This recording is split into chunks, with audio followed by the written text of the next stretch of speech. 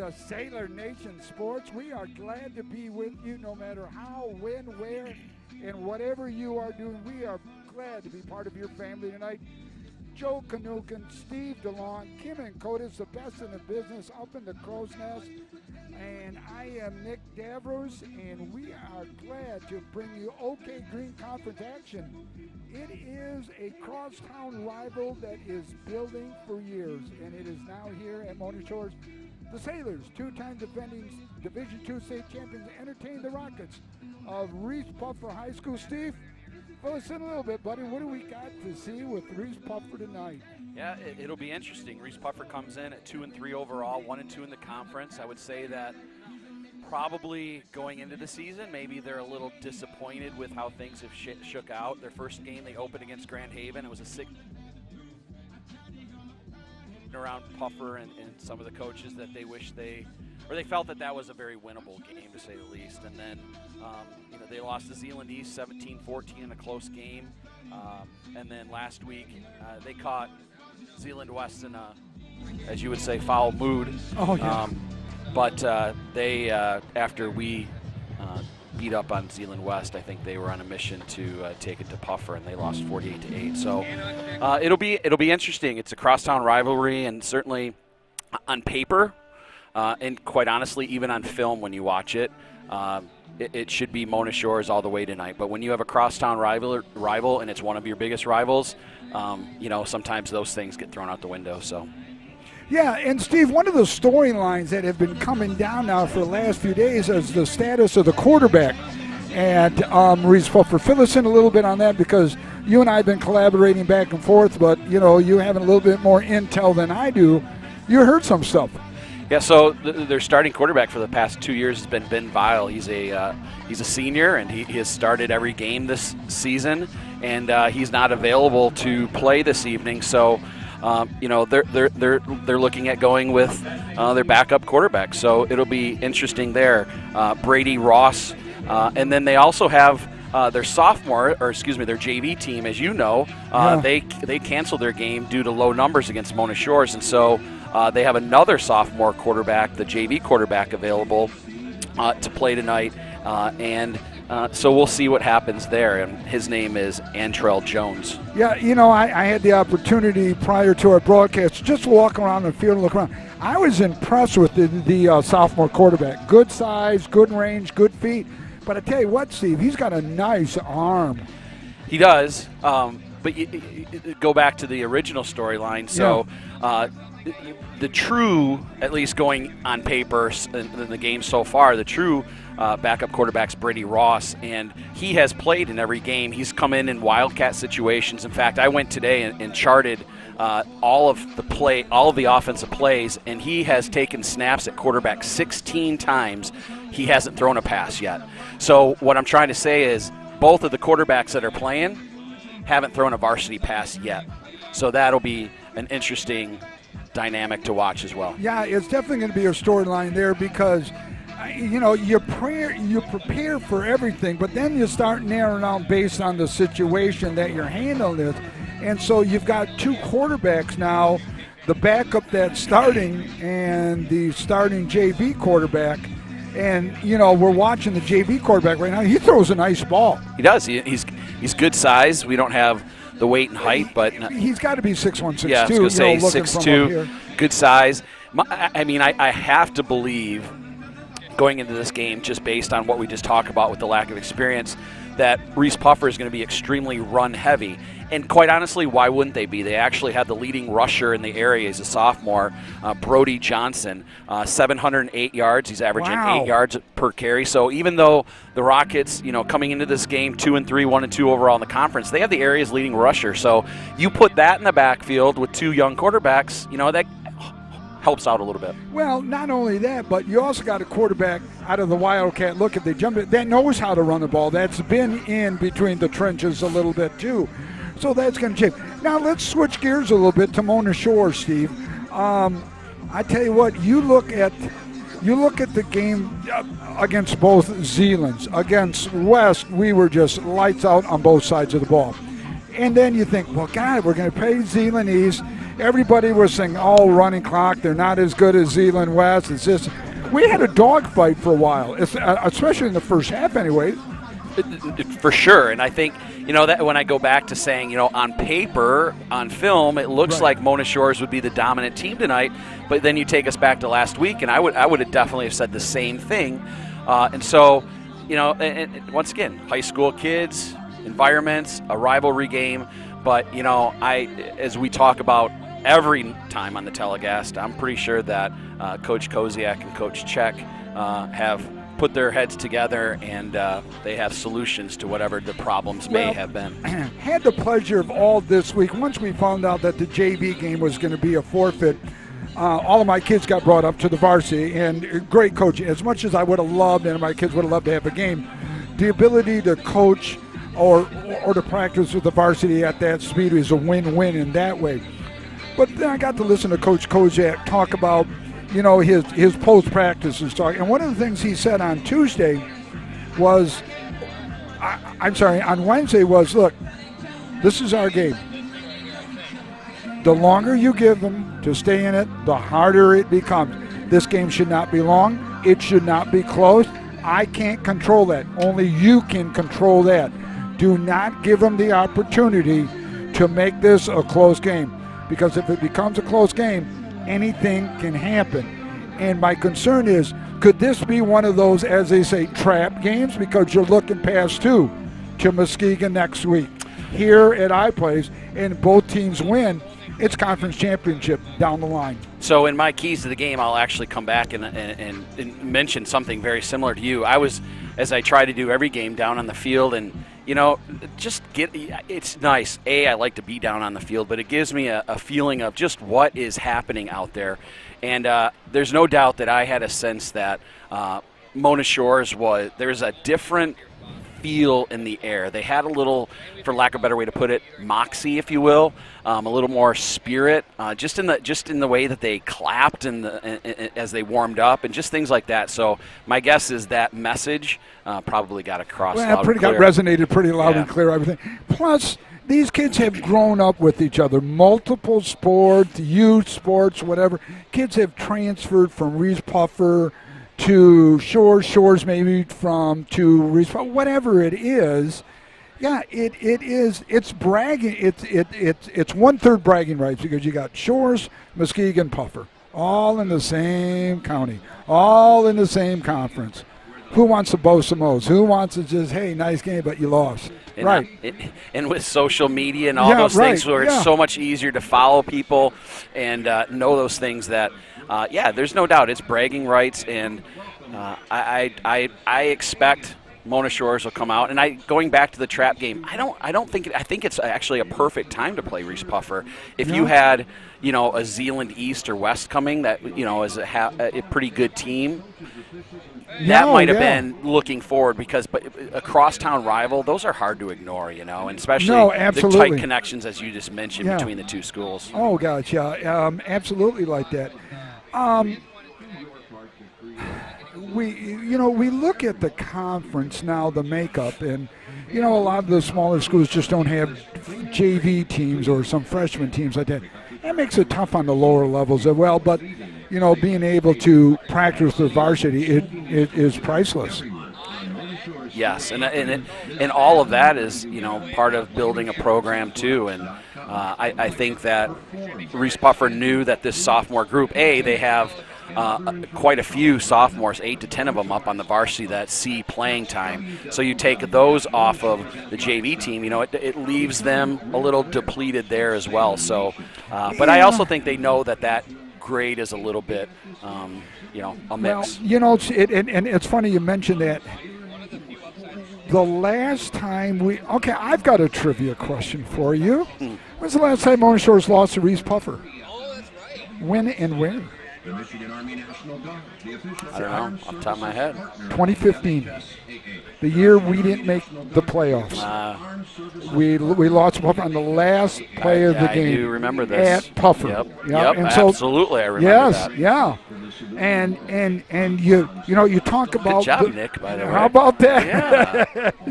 Yeah, well, it wasn't a senior moment then, was it? But no, and that group that came up as freshmen, and they were talented, just some of the work ethic, some of the extra time that you have to put in order to get to that next level just wasn't there. Great kids, I loved them to death. It just, all the little stuff you can't coach, you can't instill in a kid was there with that group of kids, and it was last way. And I think that changed some things around for Coach Cozad to identify kids. And you're targeting kids all the way through, and who are these kids and stuff. Yeah. Colleges are recruiting kids, looking at kids as 7th and 8th graders. Matt Koziak's looking at his kids, in the youth league and the middle school. He's got some coaches who are in middle school. His brother is president of the youth club here at Mona Shores. So, yeah, he's looking at kids. And that's the hard thing. And actually, that's probably the hard, in my opinion, that's the hardest part about quote-unquote turning around a program is building that youth program, the middle school program, and getting buy-in from everyone down low. You look at, this is Coach Bird, Matt Bird's 3rd year here at Reeths Puffer. His overall record is 9-12. He's 42%. Now, last year was the COVID year, so there was fewer games, but still, he was very successful at Grand Ledge, 88-43, 9 playoff appearances. Took Grand Ledge to the Division I semis in 2015. So he has some success in his background, but it's just struggle. It's a struggle to get a program built sometimes. Oh, yeah, absolutely. And I'm not comparing. We got Eric Wahlberg behind us over here, whose son's at Purdue, and his young son is playing Sam. And but you look at Grand Ledge and inside, and I'm going to look. Who's in Grand Ledge's conference? Who do they get? I still think the west side of the state has some of the best football, bar none. Now, grant you, the Detroit Public Schools, the Catholic League. Don't get me wrong, but look at the state champions that have come here. Do you, as I understand it, this is my old center. They can do that to me. Can I get a video of this? You are. I think it's going to be on. Yeah. So I don't think Lansing's ever had a state champion in the Lansing area. No one's been a state Lansing champion. Catholic Central. Okay. Other than that, but let's just say compared to West Michigan, it's very no, minimal. Right. Scholarship. Application materials are available exclusively online through the MHSAA website. Anyway, I texted Eric last night, but he was probably so busy he didn't get my message and call me back. Yeah. And when we talk about building a program, this year Coach Bird brought over actually a former player of his who was a one-time head coach at Ann Arbor Pioneer, Jari Brown. He was also a head coach at Wayne Memorial, so he came over to be his defensive coordinator this year. So he's trying to tap in and try to, once again, do the things he needs to do to build a program. Yeah, so you know what? We're going to turn it over to Kimmin right now so we can get a little pre-game band warmer right here, because the band, one of the best around. And so we're going to be quiet so you can enjoy some band time right now. So we'll be back in just a few minutes. We're about 4 minutes and 54 seconds away from kickoff, everyone. Featured performers for the Sailor Band this year include the Sailor Drum Line under the leadership of Alden Frago and the Sailor Color Guard under the leadership of C.C. Davis, Carly Gomez, and Micaiah Richards. Presenting the captain of the ship, this year's senior drum major Elodie Young, with assistant drum majors Allie Craighill and Wesley Bell. Maybe? Dude, it's always like within 5 minutes.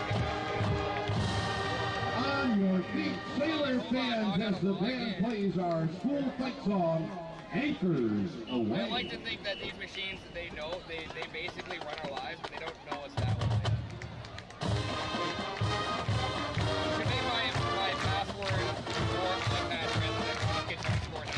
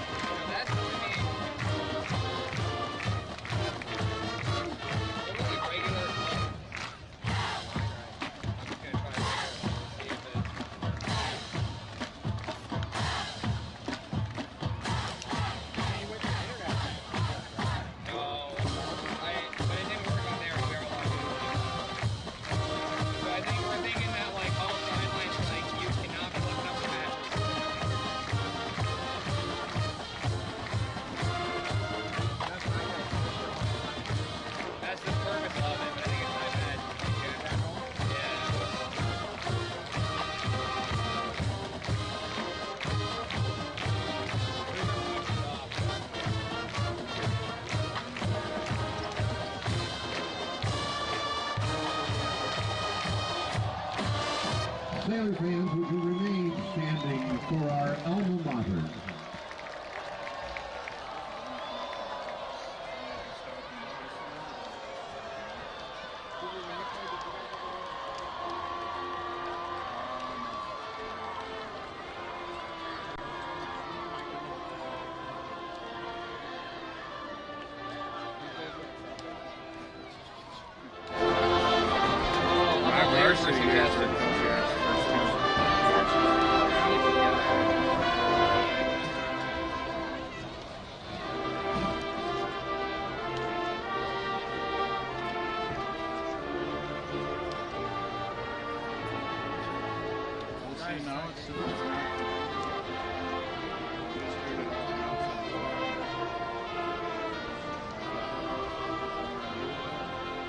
Now, Matt.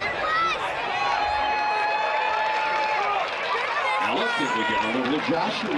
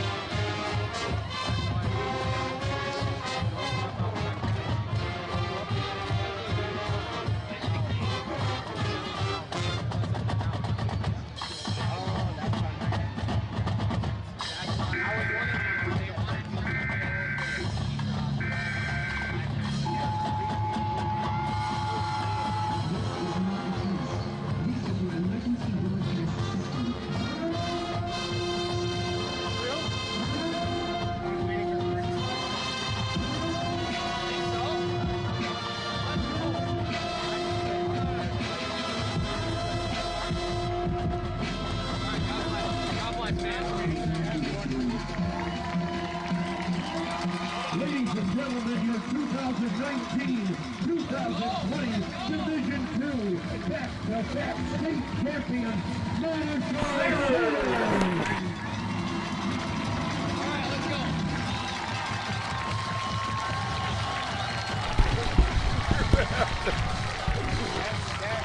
Okay, everybody, we are back. Hope you enjoyed that presentation by the Mona Shores Marching Band. Great job as always. The Sailors have run onto the field. Coach Kojak, bring it up the rear right there for his Sailors, defending two-time state champion 2019-2020 on the field, and we are getting ready. We're going to have the national anthem in just a moment, and we're ready for some Division II football.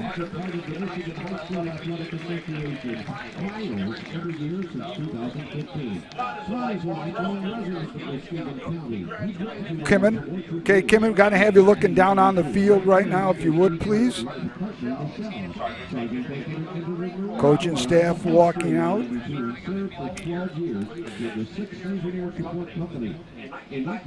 Commemorating now the gentleman that's going to be bringing out the game ball. Out there with the officials.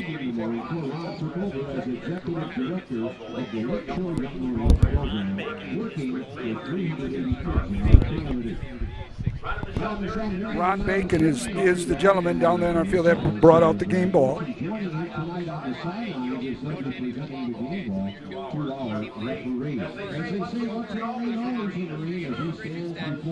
Serving in the Marine Corps.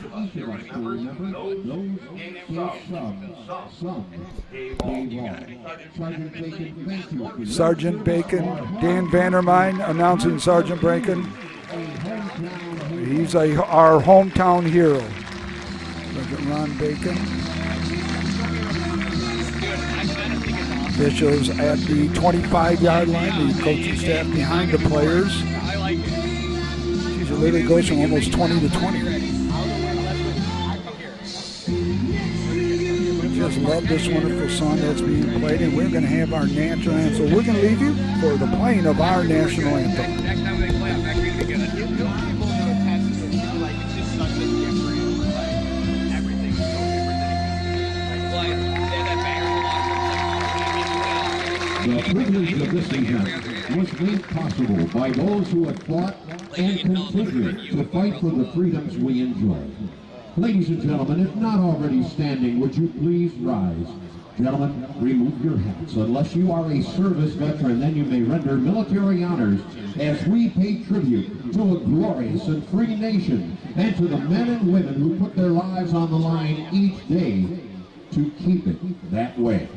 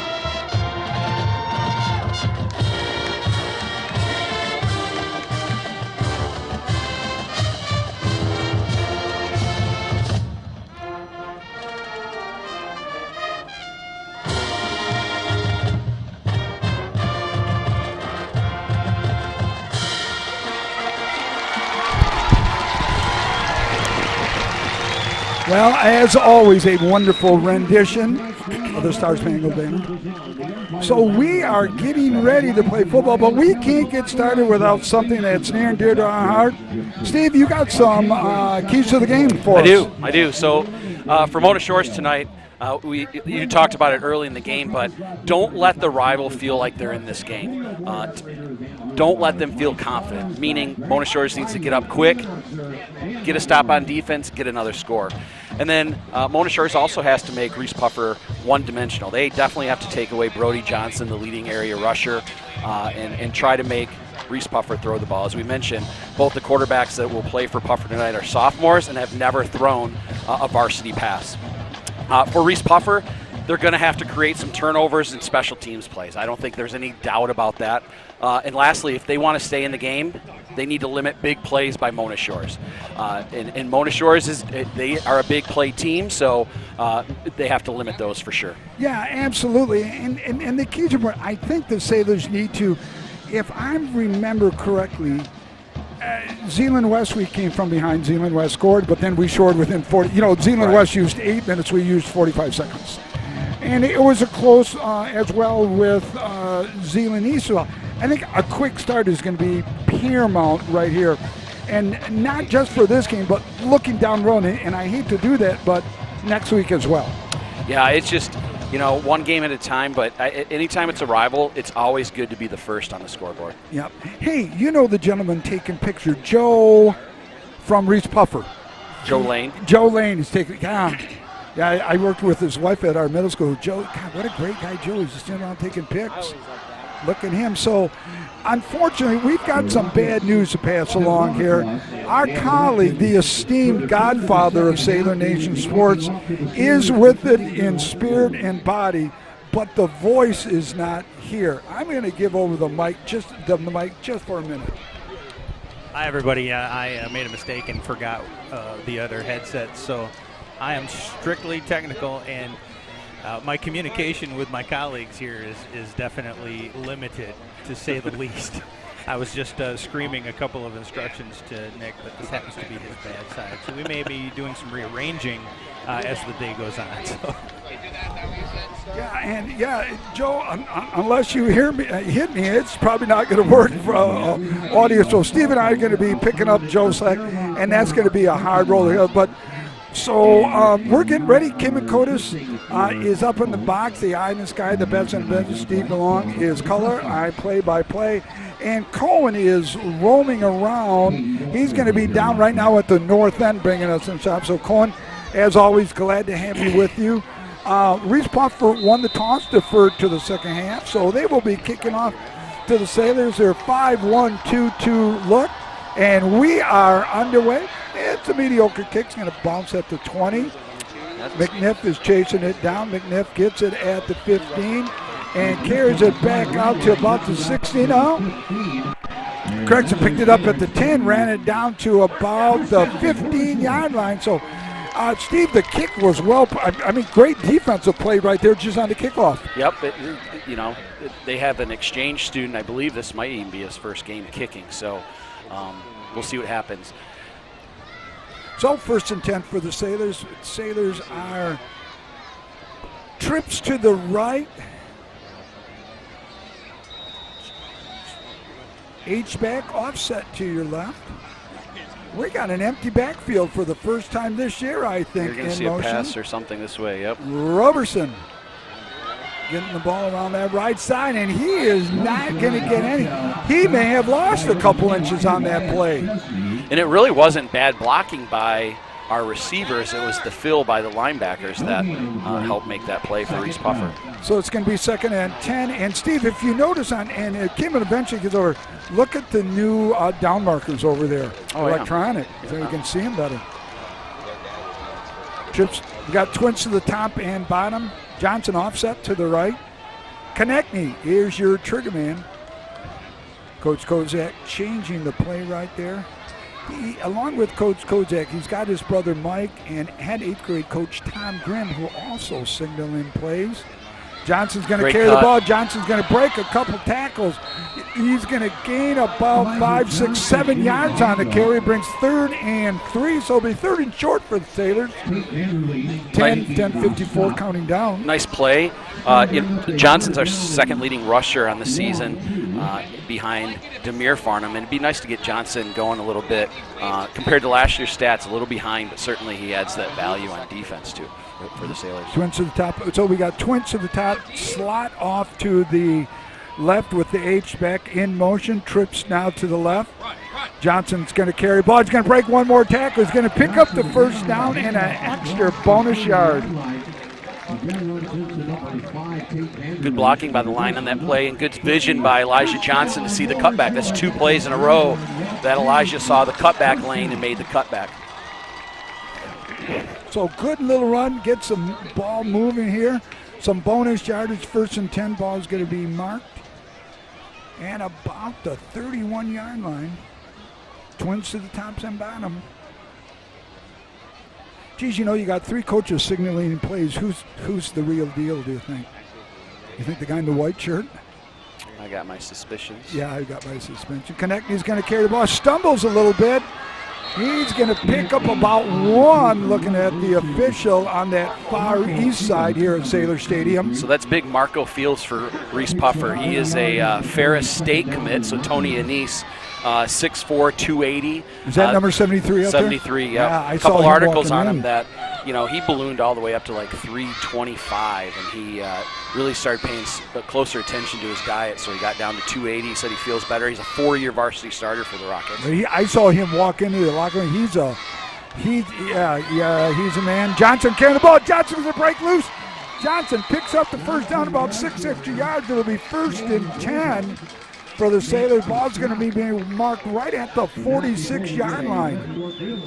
The receivers are doing an excellent job of blocking and staying on their man. We've talked about, I think every game we've talked about how difficult it is to stalk, block, and stay on without getting a penalty called on you. And Shore's doing a really good job of that tonight. And the number 1 penalty that you get called on you, it's holding right away because, you know, you're blocking and then you try to hide your hands. And that one was McNiff. H-back offset to the left, twins to the top. Farnham carrying the ball. Farnham bounces off the one, bounces off another. And there's a Fair State commit after a gain of about 4, Steve. Farnham gets to the 50-yard line. And he runs into number 73, Marco Fields. Fields on the tackle, the Fair State commit, down to 285. Boy, he is a specimen out there, Sailor Nation Sports. Brings up a second down and 6 after that gain of 4. Welcome to Reeths Pucker fans to Sailor Stadium. Thanks for coming down. Connecting a little bubble out there, Whoa. thrown in behind him. And that's going to create, he's going to break one tackle, break another, but he's going to lose about 3 on the, really was not a good throw by Mark. No, it wasn't. It was behind, and, you know, quite honestly, if he had dropped that, that would have been a lateral anyway. So I guess in this case, it's better he caught it. And looked like Benton was able to make a little bit out of something, but I think that was Benton. You know, really only the second bad pass we've seen all year from Mark. You know, the first one was the interception in Lowell, which it was really trying to throw it away, I think, and the guy just played it well. So it brings up a 3rd and about 8. Ball's going to be marked at the 46-yard line of the Sailors. Farnham offset in motion. He's open. He's got him on. We got the wheel route open. Just overthrown. Is that for Ryan McNiff? Was wide open on the wheel route. So now do you punt? Do you hard count? Well, I didn't think you punt here. my guess is they might do a hard count or they're going to do a quick kick. But I'll also tell you, Mona Shores has only punted the ball 1 time this year. And do you know when that time was? Lowell. Yes, you do. I was gonna. Connecting's moving back. There's a quick kick right here. It's off the side of his foot and is not a very good kick, though. It's all of about 5, 10, 15, 20-yard kick by Connecting. But that's all right. Coach Kozanek clapping him off right here. And you know what? It is what it is. Let the dead dog lie and don't worry about it. Let your defense carry it up. So it'll be 1st and 10 for the Rockets. Ball's going to be marked at the 31-yard line over here on the west half of Sailor Nation Sports. There is no doubt, though, that Coach Koziak was a little bit unhappy with the overthrow, I think. And it looked weird because I think Ryan McNiff had a tough time seeing it, too. I don't know if he didn't get his head around, but he was Oh, open. he was wide open. No, exactly right. And I suspected we would see a lot of man coverage by Mona Shores, and it looks like that might be what it looks they like have. they might here. It's going to be run heavy. Fullback going to carry the ball. Fullback's going to pick up about 7, maybe, we'll call it 7 yards on the carry, Steve. And that's Brody Johnson, and he averages 8 yards per carry. So I tell you what, that offensive line is, they've got some nice size to them as well. I mean, they got to be average, 250? 245. They also have guys that go both ways too, so it'll be interesting to see what happens. You know, big Marco Fields goes both ways. It'll be interesting to see his shape. I don't think we have any linemen currently that go both ways. We have a little bit that play sprinkle in there, but Kemper Millis might be your only one. Little pass downfield. He's got a receiver downfield, just off the outstretched arms of the receiver. And we just got a flag. Vandenberg on the intended reception. So as we mentioned before the game, Ben Weil, Reeths Puffer's quarterback, is out. He's not available tonight, so we knew we would be seeing a sophomore quarterback. We just weren't sure if it was going to be number 12, Brady Ross, who has been the backup quarterback all year, or if we were going to see the JV quarterback, Antrell Jones. Ross is in the game, but now here we have a switch, and Jones is coming back in, so it looks like we're going to see a little bit of a quarterback shuffle to see which one gets the feel for the game. But that was a very nice pass by Ross, no doubt about it, for his first pass of the year. Yeah, but it was a penalty on the Sailors' 15-yard penalty. DJ, a little extra shove at the end of the play. Okay, so it'll be 1st and 10, twins to the top, twins to the bottom. We got the sophomore in at quarterback right now. And I tell you, I was watching him. What is it, Antrell Jones? Yeah, Antrell Jones in at quarterback right now, so you might see the quarterback shuffle right here. I think you're going to see a pass. We're going man-to-man. Yep, and it's a tight man-to-man coverage, too. They are right on top of him here. Jones back to pass. A little quick out there right now. We lose one tackler. Across the 40 down to about the 35. And Steve, that's a nice ball for the sophomore. His first varsity pass. It was. You know, both quarterbacks, their first pass has really been good. The first one was incomplete, but it was a very good pass. It'll be interesting to see how this quarterback shuffle works a little bit tonight. Well, Jones is staying in right now at quarterback, and he's got to be pushing 6'1", 6'2", Steve. Yeah, he's a good-looking kid. He might even be bigger than that. Yeah, if not, he may be pushing 6'3". Twins to the top and bottom, H-back offset, so we got trips to the left. So you either got a quarterback run or a pass. Yeah, we are empty. Jones going back, little pass downfield. He's got the receiver wide open again down that middle. Had like the almost like a skinny post pattern, Steve. Yeah, and he had Farnham beat, and that could have easily been a touchdown as well. So Reese Puffer, I mean, geez, they get a stop on defense, come out on offense, move the ball down the field. There's 5:52 left in the quarter, and you know, once again, one of the keys was, and we talked about, not letting the rival feel the confidence, and Mona Shores is letting that happen right now. All right, so now we got the junior in. No, they're both sophomores. Oh, they're both sophomores? Oh, I thought 13 was the junior, or 12 was the junior. No, he's a sophomore as well. Oh, he's a sophomore too. God, that sophomore team might have been pretty good then if you would have kind of lead. At least their quarterback.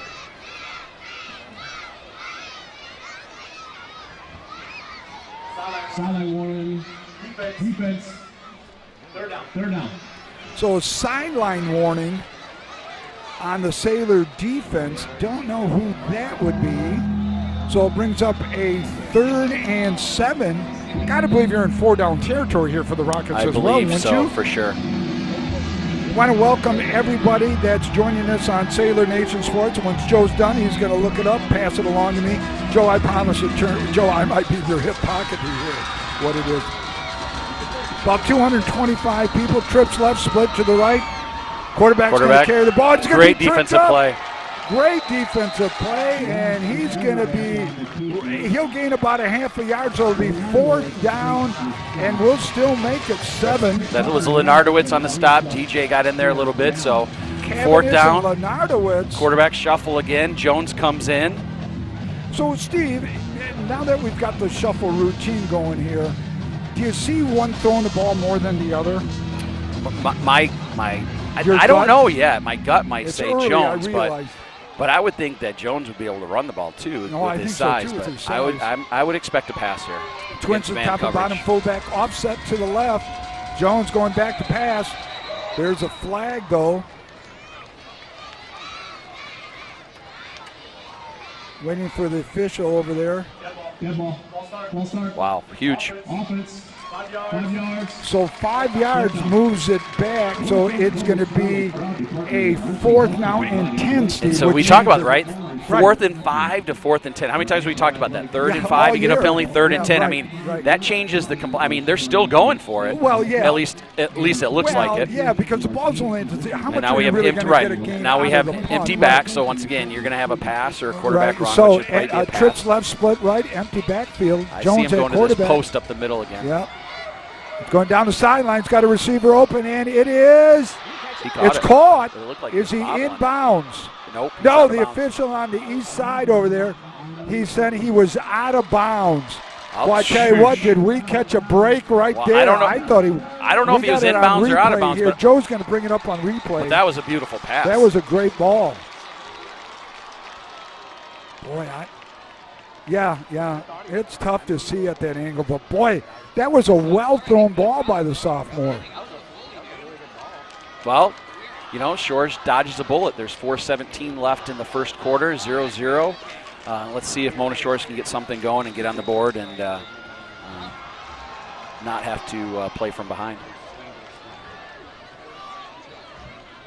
1st and 10 for the Sailors. Ball is going to be marked at the 35-yard line. Trips right, split left.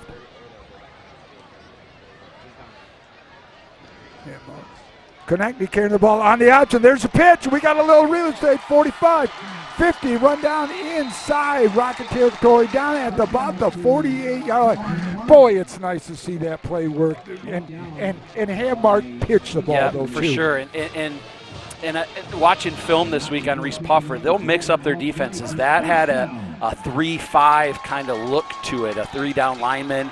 And so it'll be interesting, the cat and mouse game once again. So here we go. We're going to have the same look, 3-down lineman, and then the linebackers definitely play off. So they have a 3-3 look going right now. And that's what's going to happen. Konechny's going to carry the ball. Yeah. Konechny breaks one. Konechny breaks another. Konechny on his feet down to about the 26-yard line. I don't see Puffer staying in the 3-3 very long because I don't either. That's exactly what's going to happen. Yep, you're going to allow the blockers, we call it hat on hat. That's going to happen, and then you're going to get that happening with Mark. It's just a tough defense to play against Mona Shores. I understand the concept of, the spread, and you want your defense spread out, but that's not going to help. No, it's not going to happen because you got hand on hand. Your linebackers are 5 yards back right there. Okay, so now they bring out an outside linebacker almost to the line of scrimmage. Farnham's going to carry the ball. Farnham up the middle. Farnham down to about the 11-yard line. Hello. So now this is the Mona Shores high-tempo offense we were hoping to see. And Matt's getting them up to the line, getting the play called. That was some kind of hit, and I'll tell you, Reeths Puffer's defensive back is feeling that. Oh, yeah. Oof. Well, Farnham's not, I he's not 120 pounds I would not either. want to get in front of Demir. No. Pass Demir, on not that only one. that, but he's a freight train moving. Yeah. Tough as nails, well in shape. Trips right, fullback. Konechny's going to carry the ball. Konechny's going to break one tackle. Konechny breaks another. He's down to about the 4-yard line. So it'll be 2nd down. And we'll make it 6. We'll make it 4 yards, a gain of 6 on that play. Want to welcome everyone. If you're just joining us, it's OK Green Conference action here. For only the second time this season, the Sailors at home playing host. Crosstown rivals, the Rockets of Reeths Puffer. Johnson carrying the ball. Johnson lowers his head. Johnson picks up about 2. And Johnson, went to school. Elijah went to school, most of these kids. Yeah. Transferred over as a 7th grader from Reeths Puffer. That was a great fill by Reeths Puffer. I think that was Bull Duke, if I could see that. 3rd and 2, 2:04 left in the first quarter. Boy, I tell you what, a fast first quarter, I'll tell you that much. I expect to see Mark or Elijah. Yeah. I mean, it's going to be Elijah. Johnson carrying the ball, and he knifes his way through off that left side for a Sailor Great touchdown. Drive. Great touchdown, Mona Shores. Great drive. Yeah, that was a nice drive. After a nice defensive stop, though, too, but caught a break on the long pass, though, too, Stevie. Yep. But again, the penalty led to the long play. Absolutely. It's 4th and short to now 4th and long. How many times have we said that over the past 2 years? It's crazy. And that's a drive killer right there, and that's what happened. So the swinging gate going from left to right as always. So I'm practicing it, and there's 3 options out of this too. Pass to the left, pass to the right, or run the ball. Here's a snap, the hold, the kick, it's up. It is good. So the Sailors score with 1 minute and 50 seconds remaining here in the opening quarter. OK Green Conference action. The Sailors are up 7-0. We're going to take a 1 minute break. You join us in 60 seconds.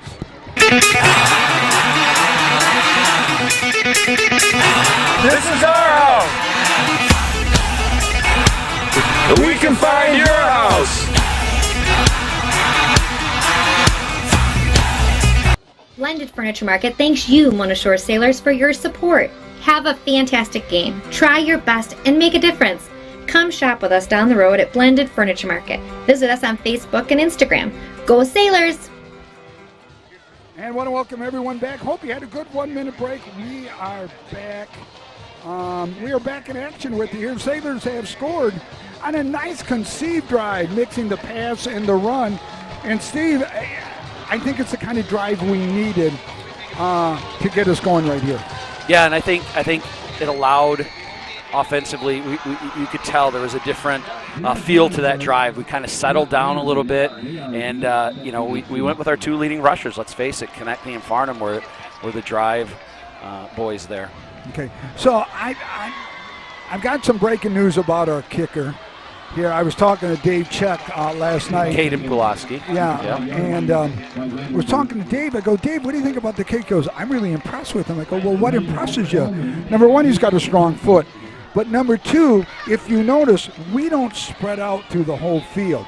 He tends to kick it, or they've asked him to kick it, to the back left corner. He hasn't missed this year.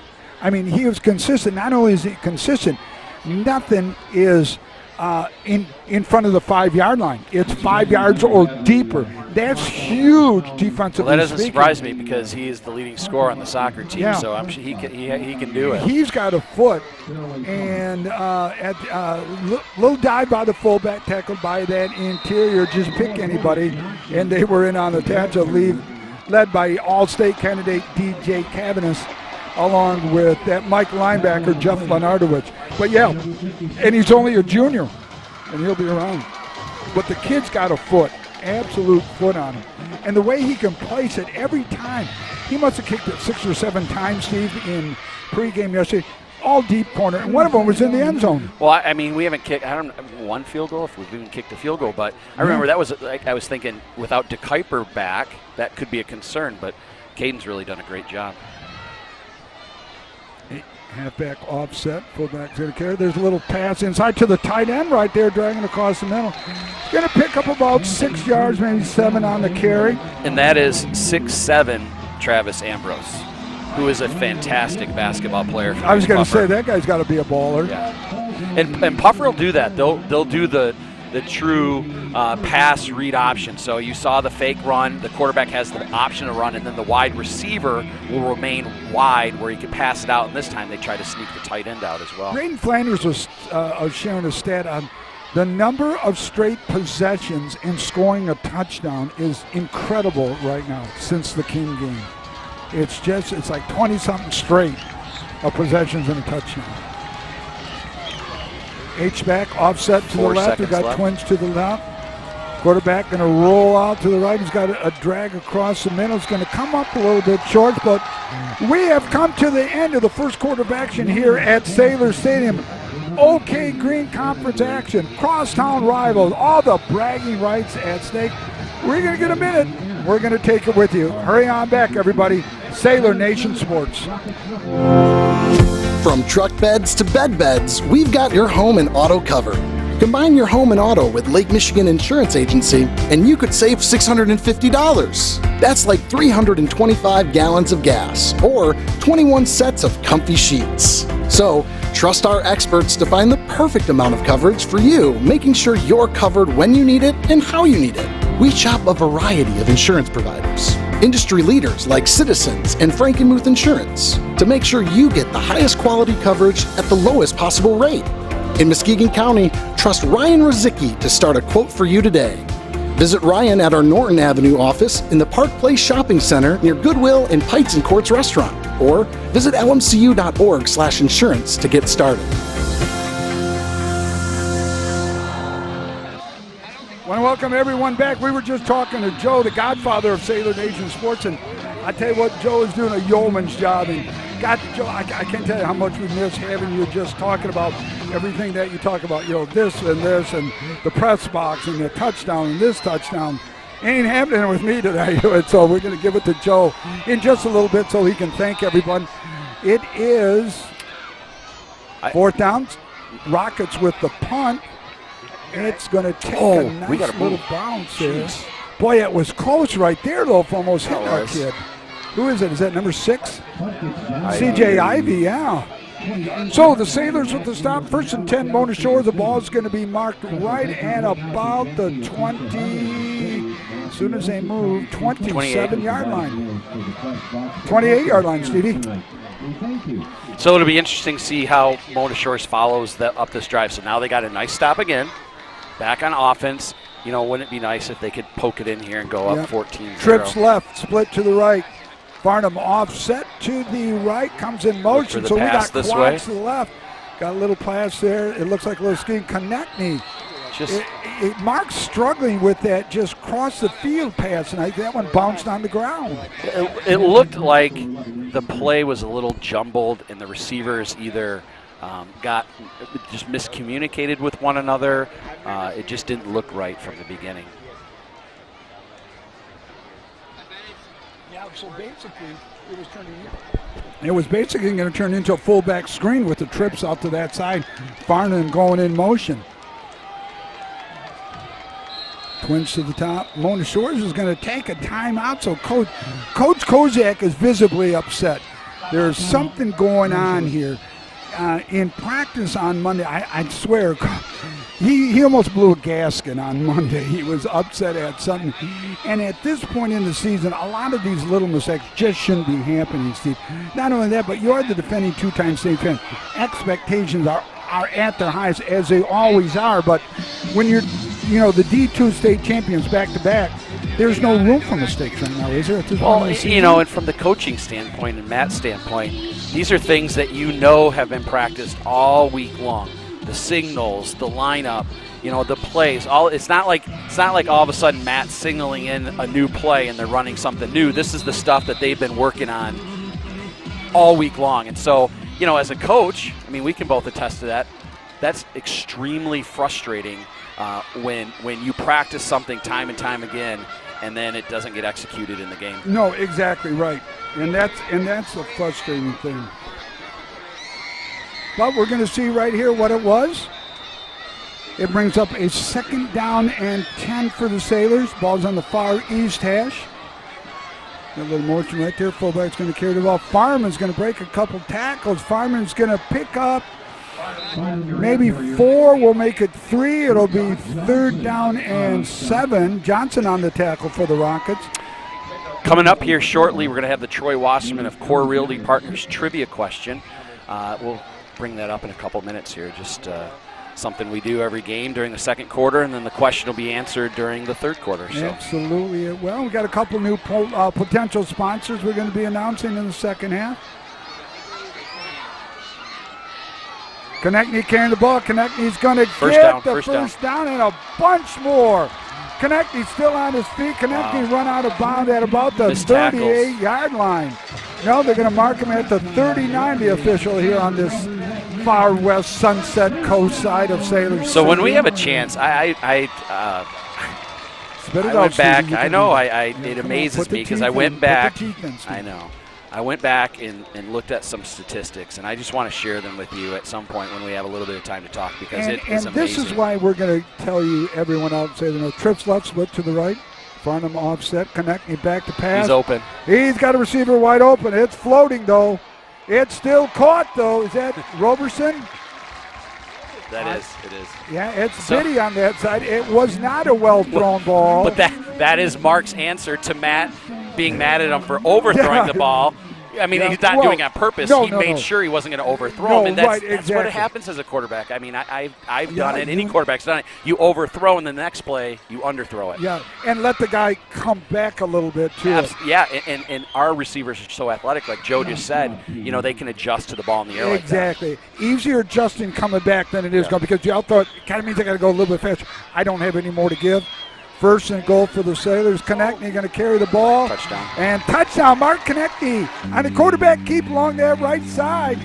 So nice little drive right there as well, Steve. It was, and another case of I think just Mona Shores needed to get their feet settled a little bit, and now we're seeing this past 2 drives, actually both offensively and defensively, you're seeing the Mona Shores team that everyone expects them to be.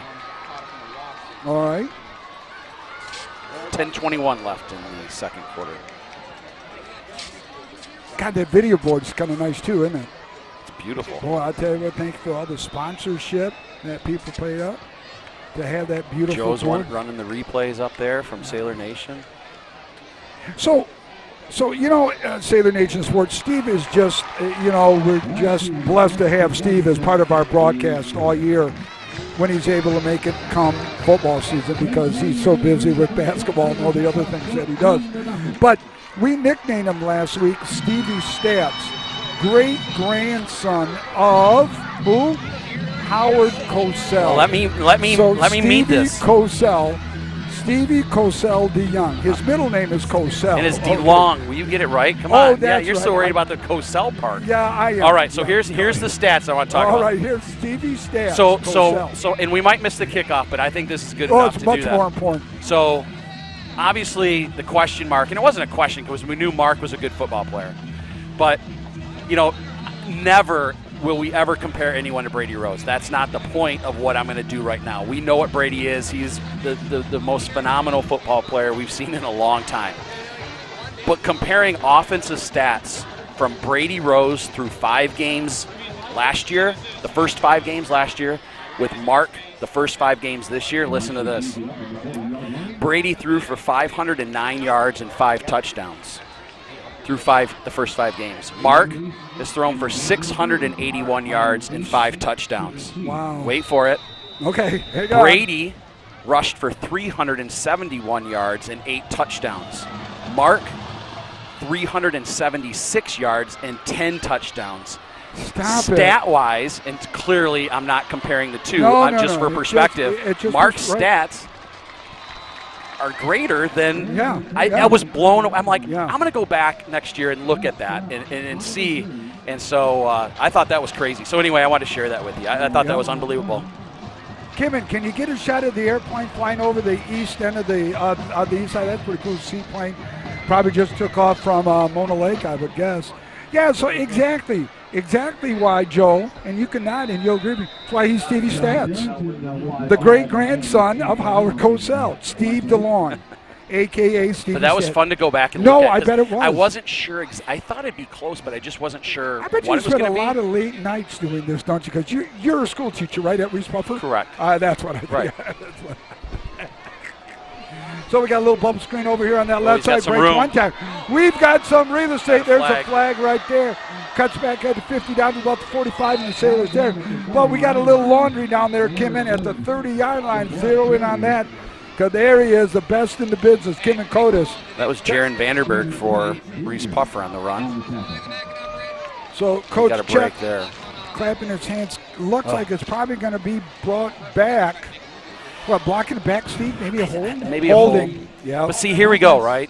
Here are the things when you're a program that's rebuilding, when you're playing your rival, those are the ones that 4th down, that 5 that became the 10. This play, which we talked about how hard it is to stock block as a receiver, but you get that flag, which is they just had a huge play by Vanderberg, and now that comes all the way back. Those are hard to overcome. Well, not only that, but it's the loss of yardage plus the For 10 sure. yards. So that turns into like a 50-yard penalty right now, and you can't get that back. Oh, you're dink and dunk it. But now it's 1st and 15, and the ball's back at the 20-yard line instead of you're almost at midfield right now. Yep. Twins to the left, split to the right. Quarterback going to carry the ball. He's going to roll out looking for a leader. Sidearm. There's picked off. Across your body. And that is It's going to be a pick 6 for Motors George. Coach Chuck's defense gets the pick 6. that's inexperience right there. Jeffrey Lenardowitz, the starting Mike linebacker, the 2-year starter, with the pick 6. Boy, you got to love that for Jeffrey. You got to love it for the defense. Heck, we just love it for everybody. Yeah, don't we? we sure do. It's easy touchdown. And once again, I'm not harping on it. Just it's the facts, right? They're playing at 2 young quarterbacks Right. that hadn't thrown a pass in a varsity game, as far as I know, before tonight.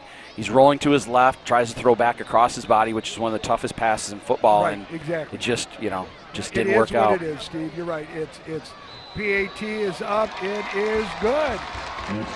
So with 9:45 remaining till half, your Sailors up by 21. It's 21-0.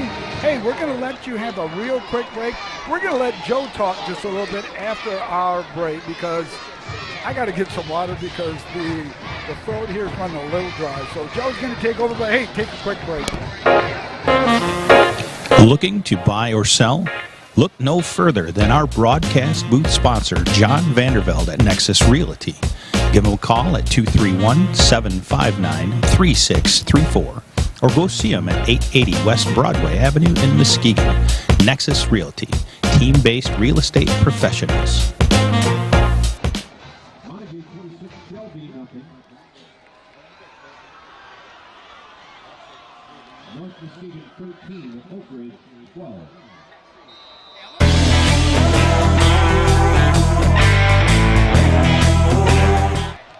And welcome back, everybody. I get to share the microphone with the man, the myth, the legend, Nick Davros. Yeah, I'll tell you what, it's always a privilege to be here in the booth with these guys and with the crew that we have. So there's 9:35 left in the second quarter. Mona Shores is up 21-0. You know, this is the time where, let's just be honest, I mean, Reese Puffer needs to score. It's not an option. Mona Shores' offense is rolling right now, and so you know, they had that big play taken back, but Reese Puffer definitely has to get on score, and not a field goal scoreboard. They have to get a touchdown. Yeah, and I mean, you've already been playing fairly well. You've had some ability and some successes. You just need to tie them all together all the way down the field. Coach Check has addressed it and adjusted fairly well, and it shows in this defensive last couple of defensive stops. Steve, we got some trivia coming up here pretty quick. We do. I'm looking forward to it. Try to incorporate both Reese Puffer and Mona Shores into it. And, you know, and Mona Shores is doing, excuse me, is doing a great job on the area leading rusher, Brody Johnson. I mean, he hasn't broke free at it, that 7-8 yard run that opened the game, but they've pretty much held him in check today. So far at least. Rush, you know, and sorry, I don't mean to interrupt, Joe. You're good. You know, good rushers are hard to keep in check for the whole game. So, you know, oftentimes they say, and I don't, you know, I know most football players believe this, but the more touches they get, the better of feel for the game they get as well. Yeah, and the one thing that makes that a little more difficult is when you have a solid pass game, you have a couple other options to go to. Gives the Sailors a little bit more to work with. Hand off to the left, off the left guard. First down. Looks like it's going to be a first down for the Reese Puffer Rockets. So, Steve, normally I don't usually do the play-by-play stuff like Nick does. He does one heck of a job. I like giving him a little bit of credit. You probably can't hear me because I'm on his bad side right now. But yes, he does a fantastic job. Why don't you take your hand? Are you any good at the play-by-play side? Well, I can whatever you want me to do, Joe. Go ahead. Let's hear your play-by-play. I'm a color guy. You're a color guy. Yeah, I'm a color guy mostly. So. All right. So the Rockets come out in their two-back formation, twins to the right, as Nick would say. Timeout looks like Reese Puffer. So let's go ahead and stay here with this. Do you want to do the trivia? Yeah, this is a perfect opportunity to do our trivia stuff. Nick, you're going to love this one. All right. So here is the Troy Wasserman of Core Realty Partners trivia question for all your commercial needs. In tonight's football game broadcast, there are 4 coaches between Mona Shores and Reese Puffer that have coached at both schools in their career. Who are they? The hint, 3 are varsity level coaches. So in tonight's football game broadcast, there are 4 coaches between Mona Shores and Reese Puffer that have coached at both schools in their career. Who are they? Hint, there are 3 varsity level coaches involved. So that is the Troy Wasserman Core Realty Partners trivia question. So again, 4 coaches that are here tonight between the 2 teams, between Mona Shores and Reese Puffer, have coached at both schools in their career. 4, who are they? 3 of them are varsity level coaches right now. You know, the answer for that Core Realty, Troy Wasserman Trivia Challenge in the 3rd quarter. Handoff up the middle with very little gain, maybe a yard or 2 at the most. So that's sophomore Brooks Johnson. I teach with his mother, Stacy, and Brooks, one of those sophomores that are up on varsity. He's got an offensive look here, and he started on defense tonight as well. So, and it looks like, since the beginning of the game, Reese Puffer is going a little more constricted. They're not as spread out as they were, and I wonder if that's a byproduct of Mona Shore's defense. So a little swing pass out here to the right. Vandenberg finds room, tough to go by. Host the Sailors in on the tackle. Yeah, it looks like a loss on that one for sure. 7:20 left in the second quarter. 21-0. Your Sailors are so far. They've struggled a little bit in that first quarter and the first couple of offensive and defensive possessions, but they have settled down. They're doing what they're supposed to do. 21-0 echoes that fairly well. So it's 3rd and 14. Reese Puffer, the past 3 or 4 drives here is really struggling to find anything to go. They've done the quarterback shuffle. Now they've come out to the split wide formation. They have Antrell Jones, the sophomore quarterback, in with a little bit of quarterback shuffle. So once again, there's no backs in the backfield. Jones takes the snap, looks to his right.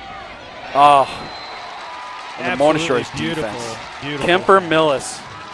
We're going to take a look at that on Lake Michigan Insurance instant replay. I'll tell you what, that center of that line just collapsed and everybody came through from the Sailors. Just absolutely buried him. You know, something I noticed too is that, Kemper isn't playing much on offense since the beginning of the season.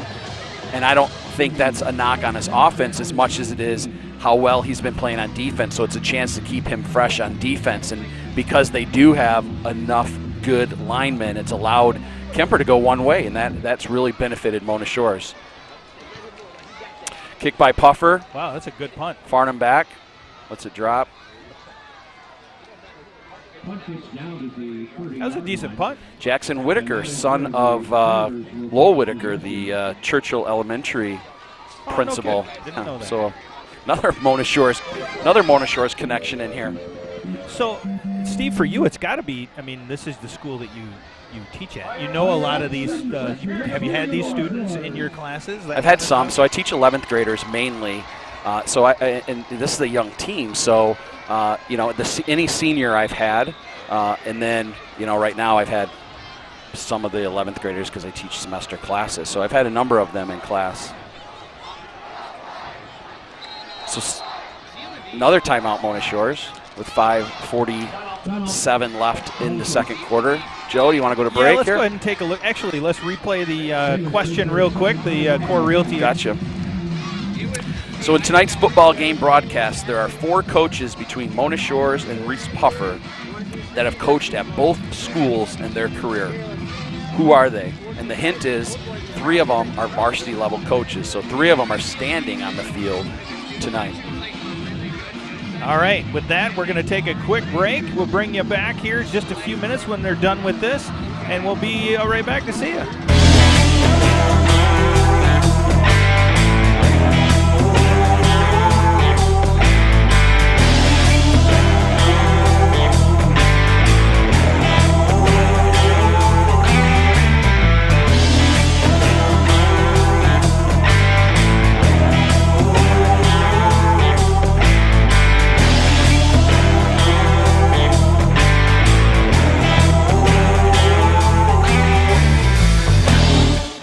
Welcome you back here, 1st and 10 for the Sailors after that Puffer punt.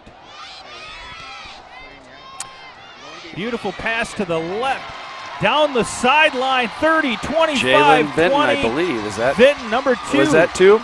Vinton, yep. Jalen Vinton in for the touchdown. So even though, and Nick's not on the headset right now, even though those swing pass, we'll call them bubble passes out, haven't been very effective, they were effective enough that it got them to bite on that one, which allowed them to fake the stalk block and then go deep. So great play design, great throw by Mark. Yeah, that was perfect, and I'll tell you, it was in stride, which is one of the things that they have been struggling with over the course of the time, is getting those in stride passes to complete. Well, after maybe a slow start here, flag on the play. Mona Shores is currently 27-0 with 5:34 to go in the So we got a flag. Quarter.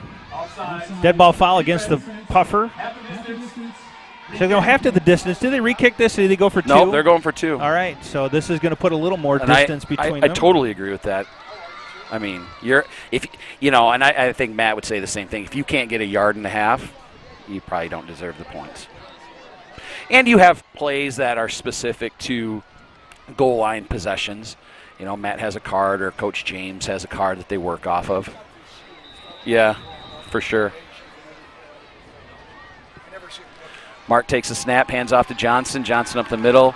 That was pretty easy. So your Sailors go up 29-0 with 5:33 left in the second quarter. During halftime, we are going to set up and actually bring you the band once again. This is the second home game that we've had this season, and it will be the second opportunity that we're going to give you, the fans, the opportunity to see the band on the field, live here on Sailor Nation Sports Network. We can't thank you guys all enough for everything that you guys have done as far as your support. Looking between the two broadcasts that we've got right now, we've got well over 300, about 330 people that are watching us. And it's just fantastic to have all of you here with us tonight. I know that there's a lot of our fans that have even commented that they're here at the stadium. And we'd much rather have these stands packed with everybody that is fans here locally every time they're at home.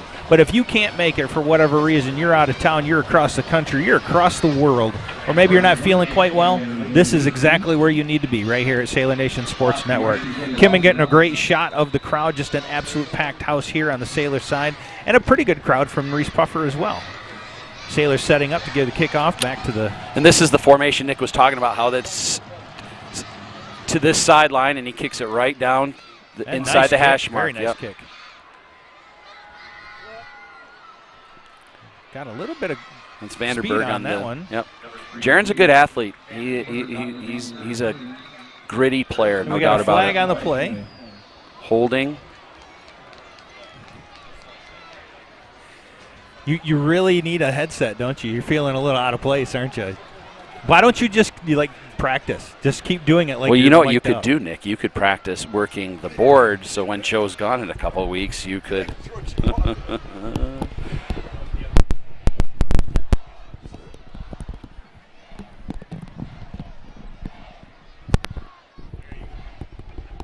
Geez, I give my mic to Joe for a minute and gone. Yeah, okay, I'm expendable now. Yeah, the old man, 65, put me out in the pasture.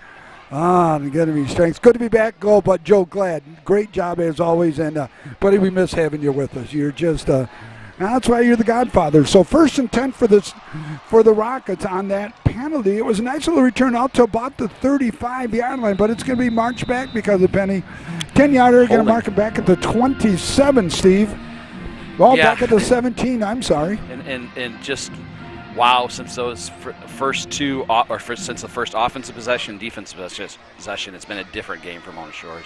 Oh, yeah, absolutely. The Sailors have truly come to play on both sides of the ball right now. And, God, you got to think the pick six has just taken the wind out of the sails. Yeah. Exactly, for the young quarterback. And nothing against those guys.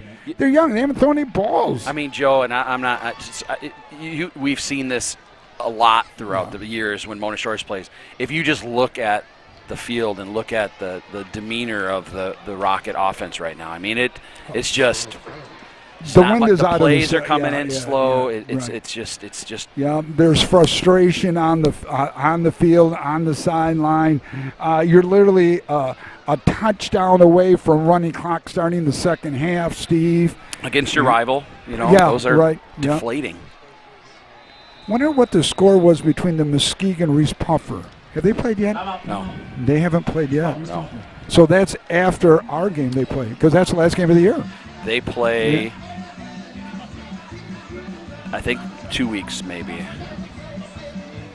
Is it? I'm going to look it up and see right now. Good to be back with everyone. And so we're at a timeout right here. 4:25 remaining here until halftime. Sailors up 29 to nothing. We're going to stay with you. I'm looking up Muskegon football right now. We're going to see when they play because. While you're doing that, I'm going to give some updates on scores. Zeeland East is up 35-0 over Union. That's a little bit of a surprise to me. Muskegon is up 44-0 at half over Holland.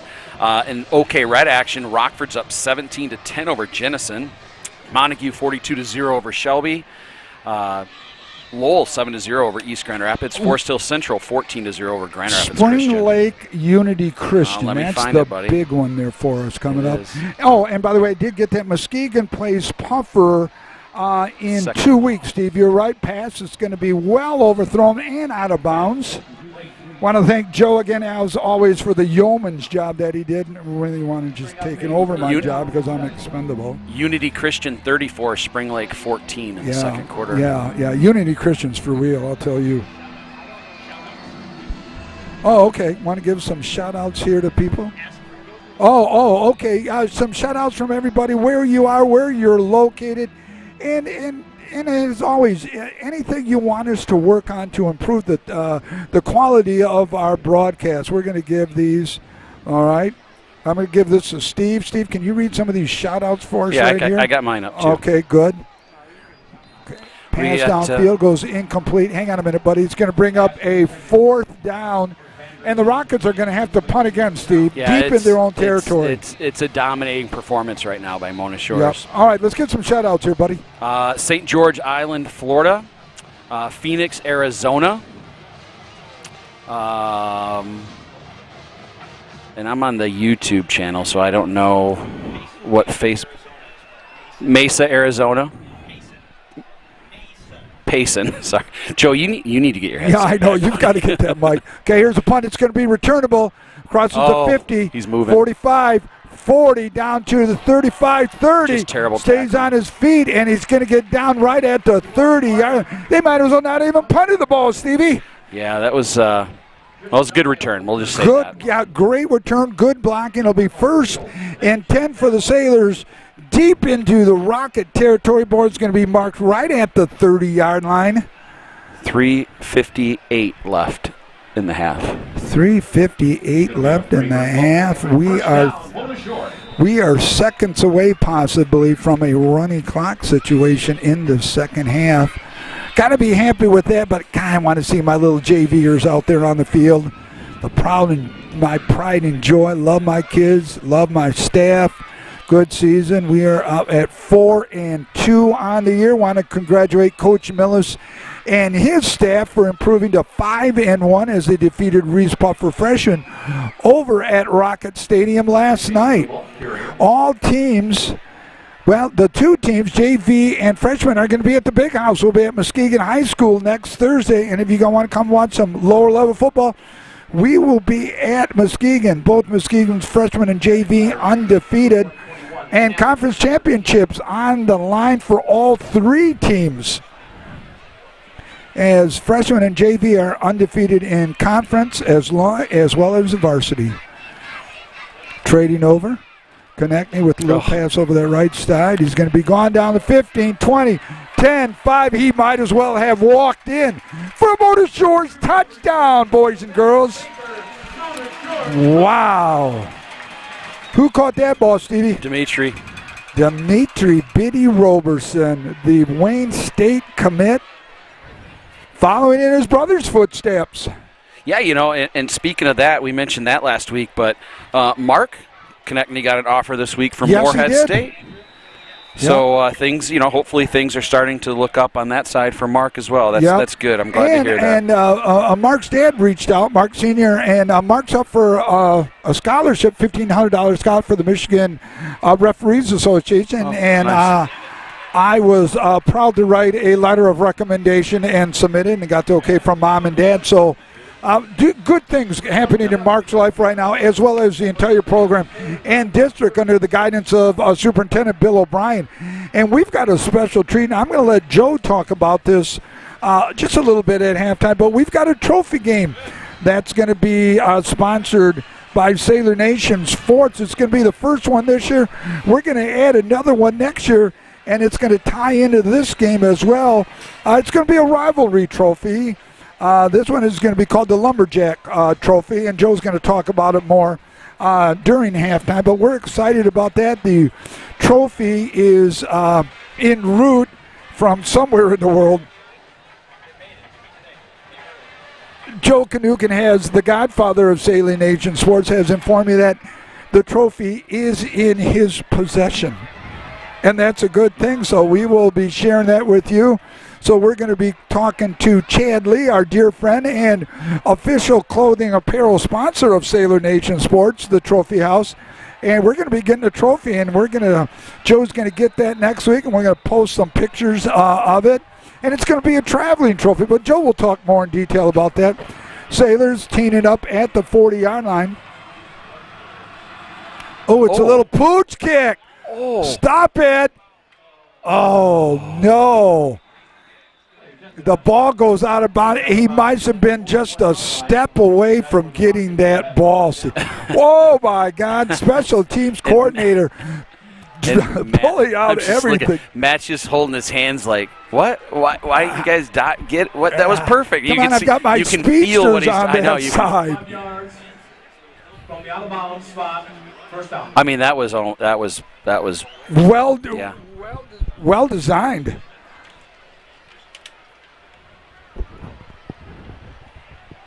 Wow.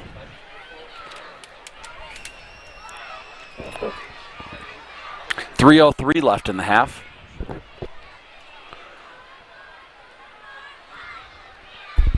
Oh, we're going to have to get that up. Oh, look at Joe's pulling it out. Oh, that is too good. That is too good looking right there. God, I did a great job picking one out, didn't I?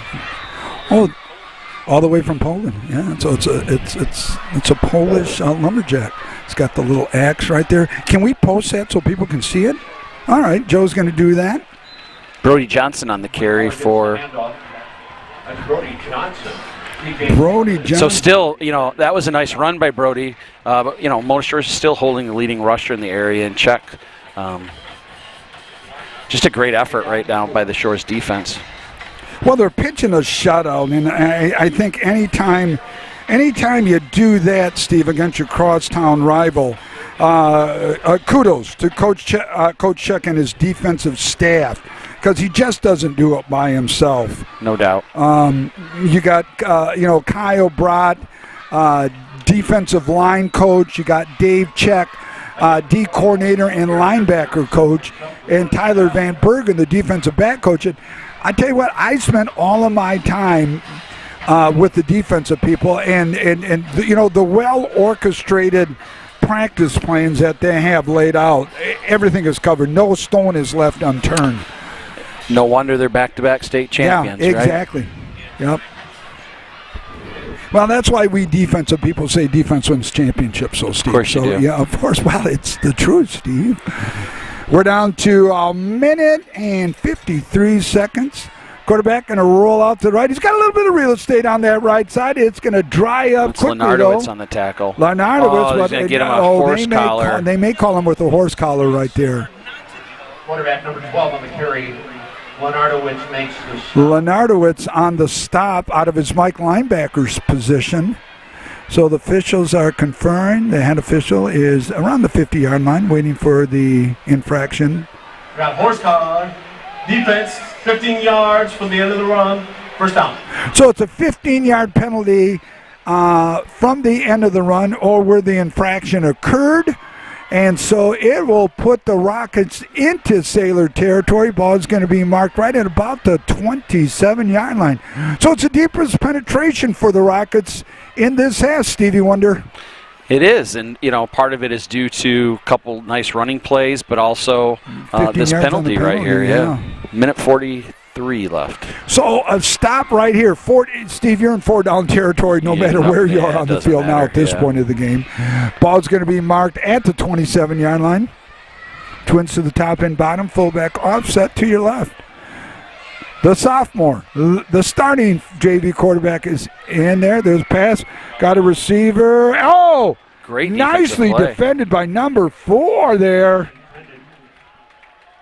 Dimitri Roberson. Biddy on the defensive stop. Now, Steve, here's a question for you. The receiver went out of bounds and came back in. Is that the same rule as if you're forced, you can come back in? Like it is in college, or we've talked about this. There's so many different rules at the college, pro, high school. I guess I should know that, but I think it depends whether he's forced. Not Stevie rules. Oh, I'm sorry. Forgive me, Steve. I thought rules, stats. It's the same Seriously, thing. I can only do so much. Yeah, I know you can only do so much. It is your sophomore year. Yeah.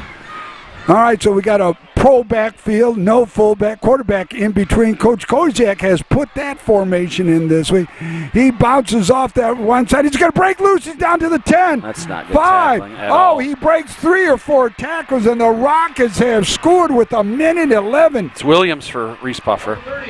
So Coach Check defense, unfortunately, gives up the touchdown on about 5 or 6 broken tackles, my friend.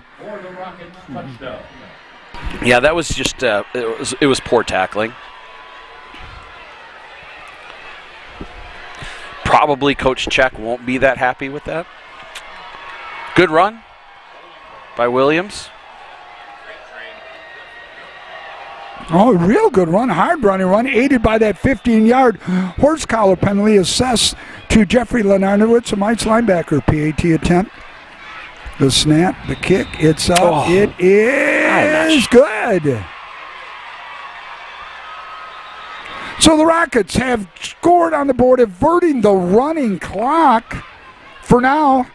1:10 remaining until halftime. Your score is now Pomona Shores 36, Reese Puffer 6. We have a roughing the kicker flag, I also believe. So that will be assessed on the kickoff. We got running it in the kicker on the defense, 5 yards.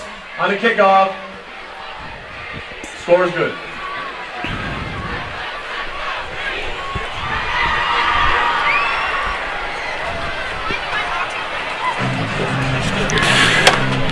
So we are going to wait here and see where this says. So they kick it off from the 40.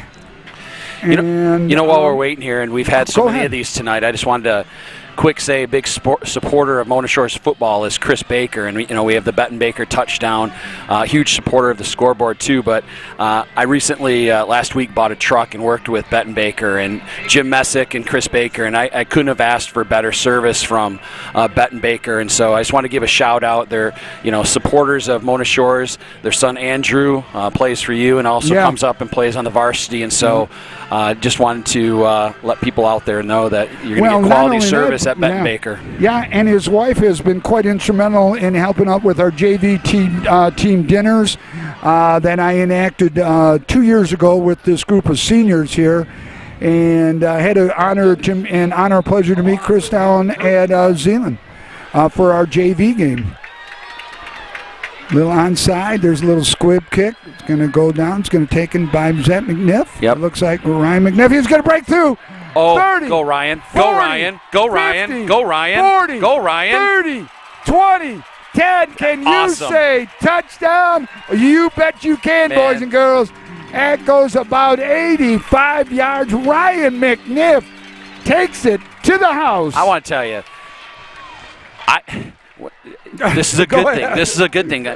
Ryan grew up, and his brother David was a phenomenal soccer player. Ryan grew up a soccer kid. I coached Ryan in soccer, as a matter of fact. And then, he was one of those kids where, let me give football a shot.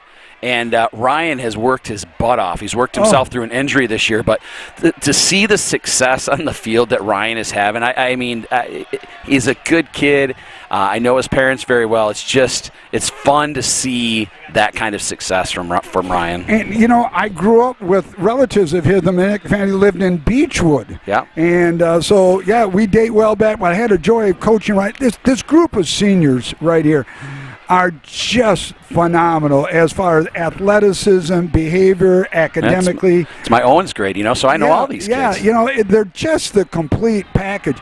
The bad thing about them is they're going to be graduating, well. And there's 7 of them on defense. The only people that come back are the defensive backs. All 4 of them are juniors. Well, you know what that means, Nick. We get to see how well you've coached up those JV kids for next year. Yes, it is. Yes, it is, Steve. 57 seconds left in the half. I just thought you'd throw that in there, right? You know what, though? That gets us back to the running clock. Yes, it does. That proverbial running clock. Happy. That's a wonderful thing. It's a wonderful thing. Well, completely dominating performance, other than that last drive by Reese Puffer. Well, how frustrating now it is, though, for Reese Puffer. You get on the board, you avoid the running clock, only to give it up in 12 seconds later. Yeah, it's demoralizing. Oh, it's extremely demoralizing. That's demoralizing. Yeah, and grant you, though, The touchdown by Puffer was added, number one, by a nice return, but the big 15-yard penalty after the big gain on the run was huge.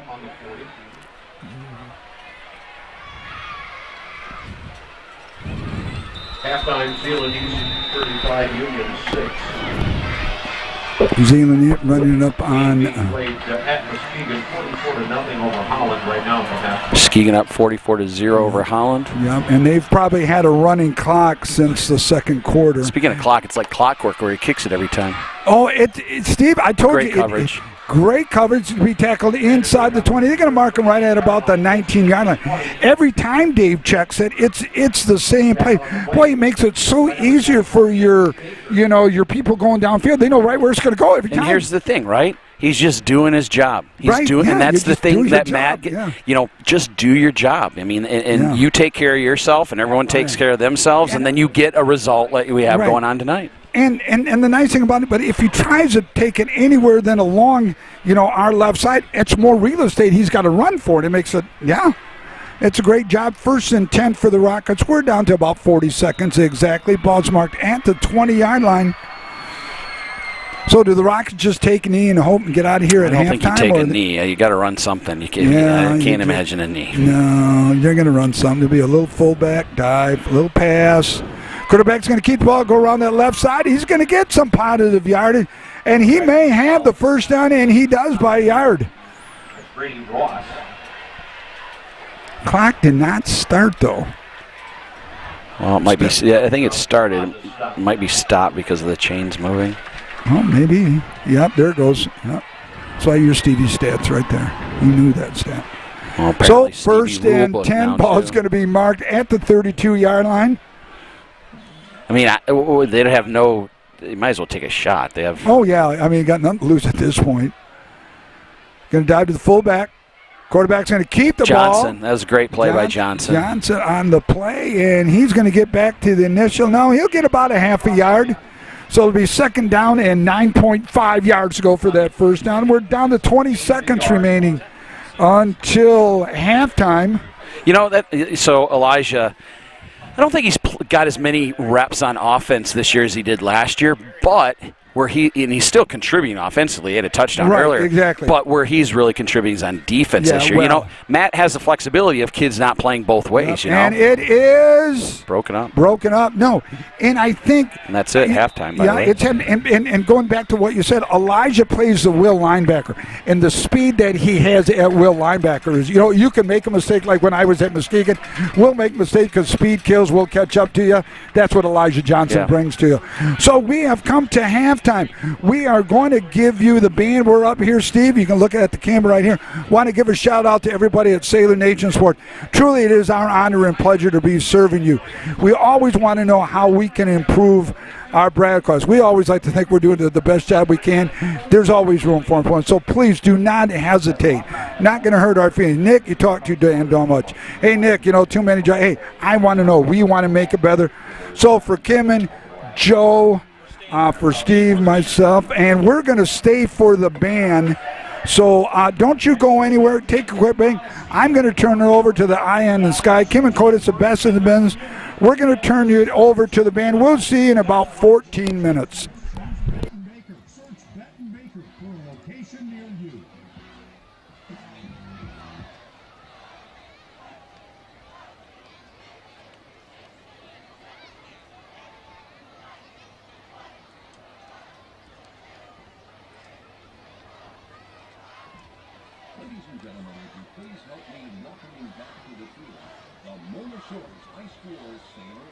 Band for tonight's Blended Furniture halftime show.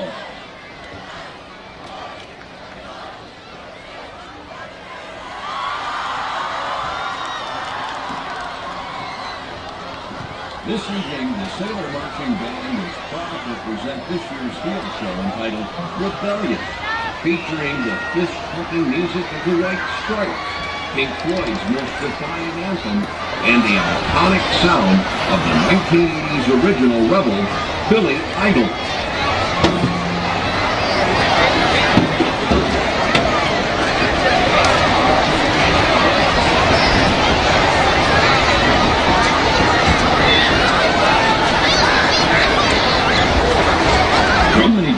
Ella DeYoung, Allie Threadgill, and Wesley Bell. Is the Sailor Marching Band ready to rock?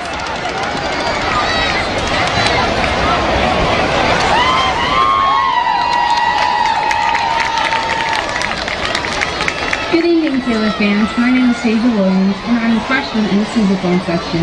It's time to give rebellious with tonight's opener from Detroit's very own rock duo, the White Stripes. Featuring me and my friends in our unruly sousaphone section. Here's Seven Nation Army.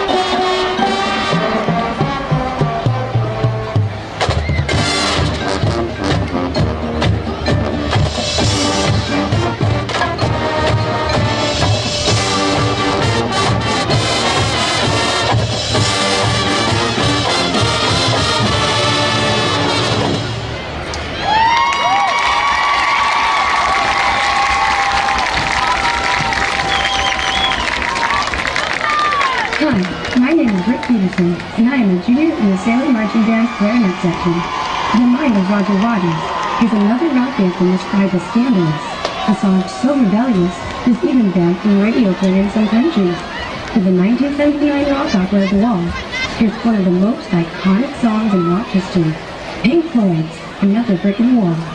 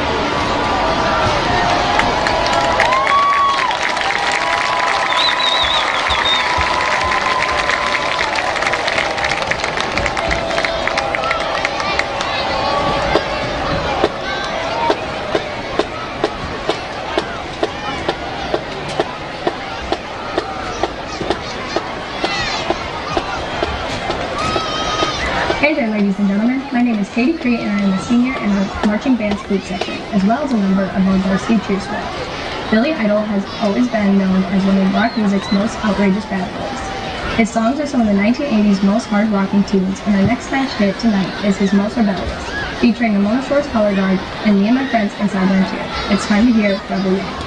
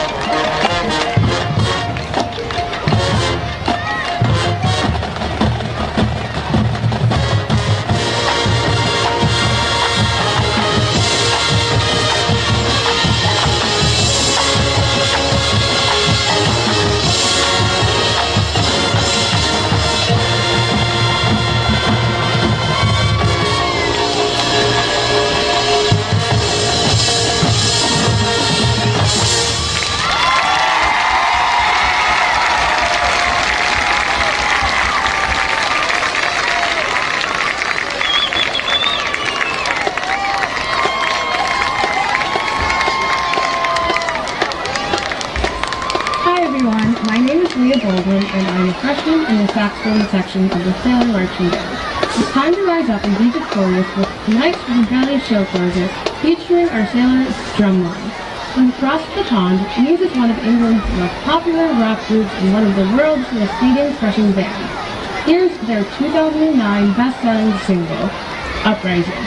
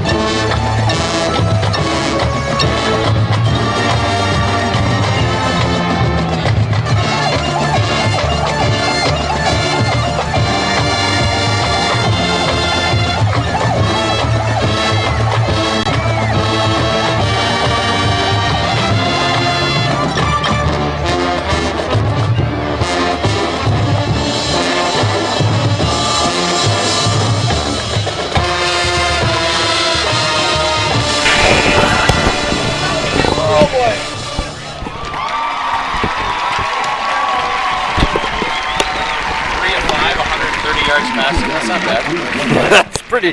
That's pretty decent.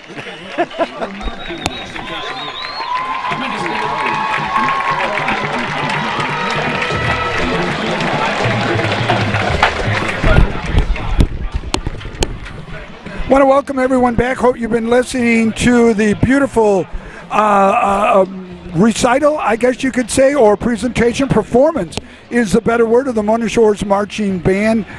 We enjoyed bringing it to you, and that's one of the things we're working on is more pre-game band, definitely a halftime band to bring it to you. But we're still at halftime, and we got a couple minutes here, so we got an interview.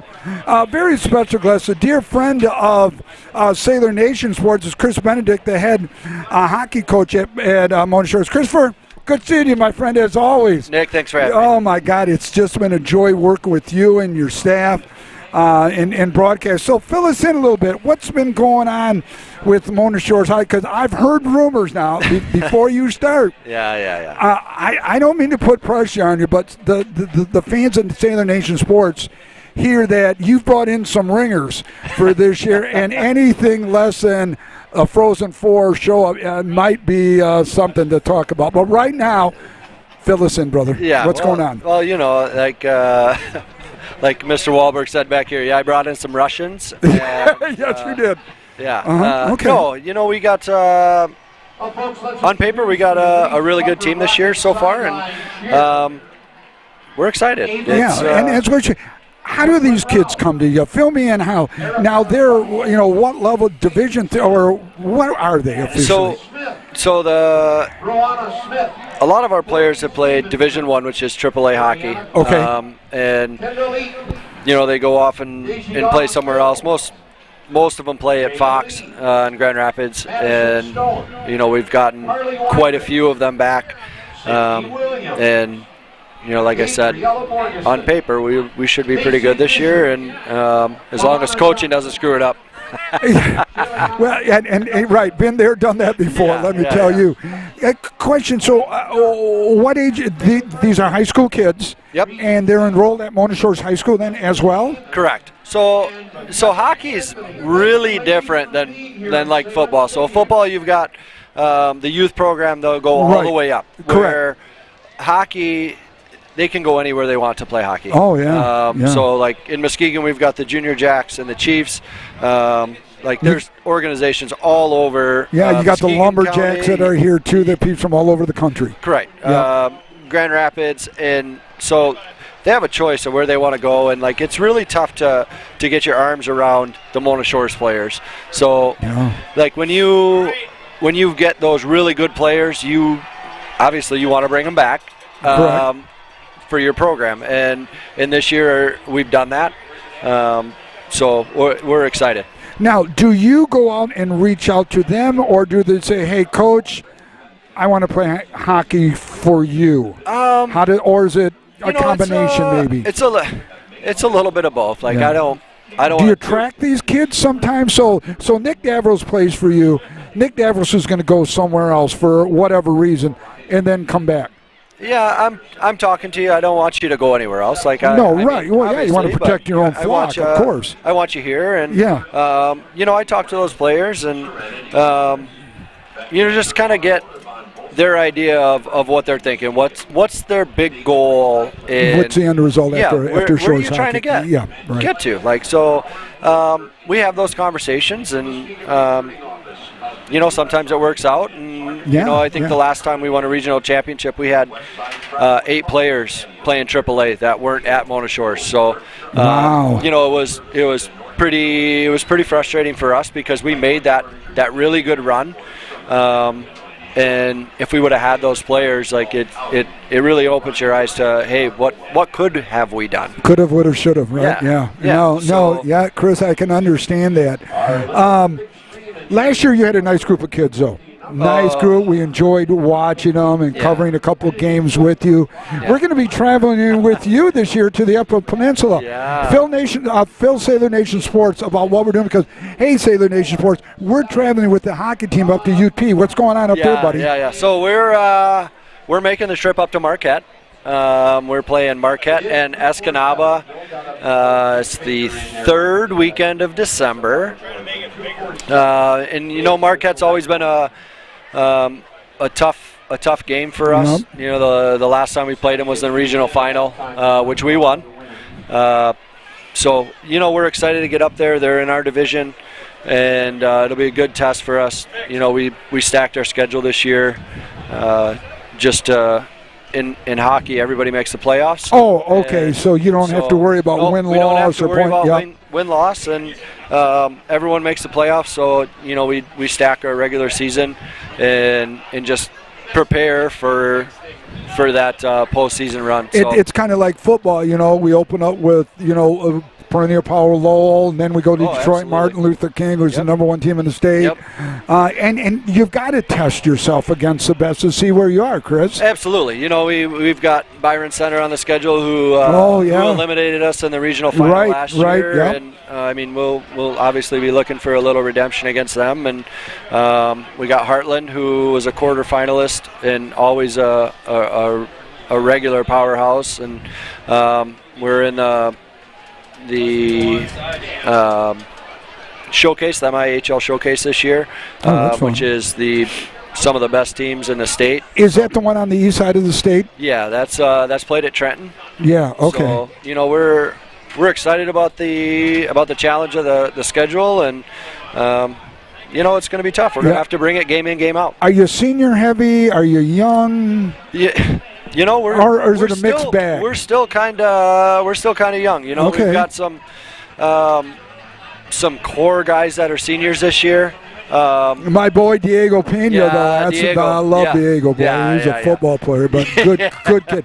But I watch him. I mean, just the speed and athleticism, what they can do on a pair of skates is amazing. Oh, Chris. it's ridiculous. It is ridiculous. So, I'm excited to see those guys go, and we got a great group of seniors that are going to lead us this year. And you got any football players down here that are going to play hockey for you? So I got a couple that are trying out. So I don't have any players. You got the Conrad kid, Todd's kid. Yep. Brayton Conrad, and good.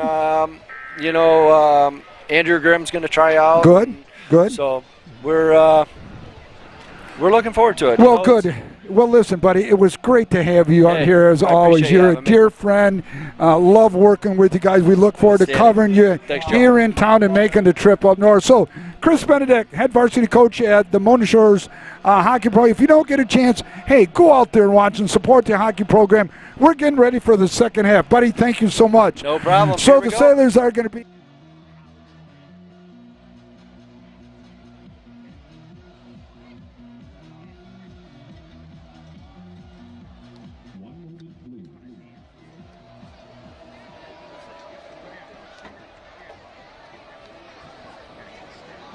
effect to begin the second half. We're trying to reset the clock right now. We're attempting to reset the clock on the new scoreboard over here. 43-7. Is that what it says, Stevie? Is that 43? It is. And Sailors are up by 36 points. That makes it the proverbial running clock here. Okay, Green Conference action. Good to have Chris Benedict again on. Looking forward to covering the program. But more importantly, the great trip up to the Upper Peninsula in Marquette, Michigan. Going across field. He's going to break some yardage. He's got a little bit of real estate over there, left side, on the east side of Sailor Nation sports field, as I'm going to call it. So it'll be 1st and 10. Ball's going to be marked right at the 44-yard line. Interesting. Eric Wahlberg is standing behind me right now, but who just returned it was Tate Vanderleest, and his dad is Rob Vanderleest, who we both played against at Muskegon Catholic, and Rob went on to play football at University of Michigan. Oh, okay, yeah. Had a nice chat with Eric, his son playing at Purdue. They're home this week against the Golden Gophers at West Lafayette. Well, let's not forget Sam is our center, too. Well, I'm going to get to see him. My boy Sam. Sure, I'm going to get to see him. But Eric and his wife and family, boy, I'll tell you what, their weekends are chaotic, but God, they're just having a great time. Little pass is going to be, and there's going to be multiple flags flying right there. Defended by C.J. Ivy over there, it looks like. Or is that David Frederick? I can't tell if it's an 8 or a 6, Steve. I think it's Frederick. Yeah, so David Frederick, the transfer from Muskegon. So, the Wahlbergs on the road to West Lafayette. Meanwhile, they're here watching their son, Sam, starting center. And, boy, they get a boatload of football on the weekend, don't they? But it's all good. It's all good. They're having the time of their life. And Grandpa Wahlberg listens to us at home on Sailor Nation. Well, Grandpa Wahlberg, love you. Hope all you're doing good. Say hi to your wonderful wife, Phyllis. Enjoyed working with her for many, many years. So it's going to be 1st and 10 on that pass interference. Penalty assessed to David Frederick, the transfer from Muskegon. It'll be 1st and 10, balls marked at about the 43-yard line. We are still in running clock mode, and it will stay that way until the Rockets, or let me rephrase that, the Sailors give up a touchdown, Steve. Yeah, that's good. Good news, I guess. Yeah, that's great news. We've got Steve's trivia question coming up shortly. Quarterback's going to carry the ball. You know, it's interesting. So I was watching film this week, and, right, most teams now, they signal in the plays, they get to play, and they go down. Reese Puffer so they signal in the play, then Reese Puffer all looks down at wristbands. All their players have wristbands, so they have a 2-step process. I'm not sure why that is. I'm just pointing out it's interesting because when Matt signals in the plays, players get it, they go and run the play. Reese Puffer gets it, they all have to look down at their wristband, and including the linemen. Yeah. And you know what's funny, and we'll get to this in a minute, little pass going a little there. Oh, well defended. David Frederick said, not this time, my friend. Fullback rolling out there on a little screen pass to the right. It's tackled by Fredericks. Bring down a 3rd and about 9. It's the money down. Really well defended play. Well defended money down here. The money down goes back 4 years ago when the Sailors were unable to stop Forest Hill Central in a playoff game over there. And Joe and I, we were calling that game over at Forest Hill Central, and we just couldn't stop them on 3rd, and whatever they needed, they got it. So the following year, Coach Kojak and his defensive staff enacted the money down. Twins to the top and fullback offset to the quarterback. The shuttle, the quarterback shuffle back in effect. Quarterback's going to carry the ball. That's something interesting to see if he can run. He has really long strides. He's really a tall kid. Yeah. So he is going to be about 2 yards short, being down by 36 points. Steve, you got to think you're going to go for it here, won't you? You're going for everything. Absolutely. No matter where you are, you got to be going for it. If some of you are wondering why you haven't heard the Godfather talk tonight, it's because the Godfather had a senior moment. He, I don't know how to say it. He forgot the headphones back at home. I mean, I'd like to kind of sugarcoat it, but I can't. Kind of reminds me when you forgot your milk carton at the Logan. Yes, contagious. It is. Yeah, it is contagious, and my glasses and everything else. It was not a pretty look. Well, there's a flag. Could be to delay a game. It is. Delay game. Offense. Oh, my God. Steve, and here it goes again. The penalties that rear their ugly heads, you're going from 4th and 2 to now. The coach in me gets frustrated. I mean, That's we're the Mona Shores announcers, but the coach in me just is like, it's. Yeah, I'm the head coach. Inexcusable. It is, and the head coach. I'd be blowing a gasket at my offensive coordinator. And now they're short a player here on punt. Yeah. Got to be surprised why you're punting, to be honest with you, at this point in the game, Steve. What's punt's going to get you, 20 yards maybe? I don't know, Nick. Yeah, I don't know as well. Maybe they're going to take the delay game to get more. No, there's a snap. And it's a nice high-end over-end kick. Yeah, Jackson Whitaker, it definitely is a very good punter. You know what? I got to let me eat my words right here. That ball's down at the 10-yard line. So, nice punt, nice stop. So, the Sailors are going to take over 1st and 10. 7:12 left in the... Time flies when the clock just keeps running, doesn't it? Have to get that trivia question soon, by the way. Yes, we do. In fact, why don't you recap what it is, and we'll give them a couple plays, and let's get it out there, Steve. So the Troy Wasserman Core Realty trivia question is, in tonight's football game broadcast, there are 4 coaches between Mona Shores and Reese Puffer that have coached at both schools in their career. Who are they? And the hint is 3 are varsity coaches. So in tonight's football broadcast, there are 4 coaches between Mona Shores and Reese Puffer that have coached at both schools in their career. Who are they? I'm guessing on this last one. I haven't seen any guesses, but. No, I'm guessing on my last one. I think I know the 3. Rayburn Wealth Management first down. I'm lost on one. I have no idea. Yes. Are there? Okay.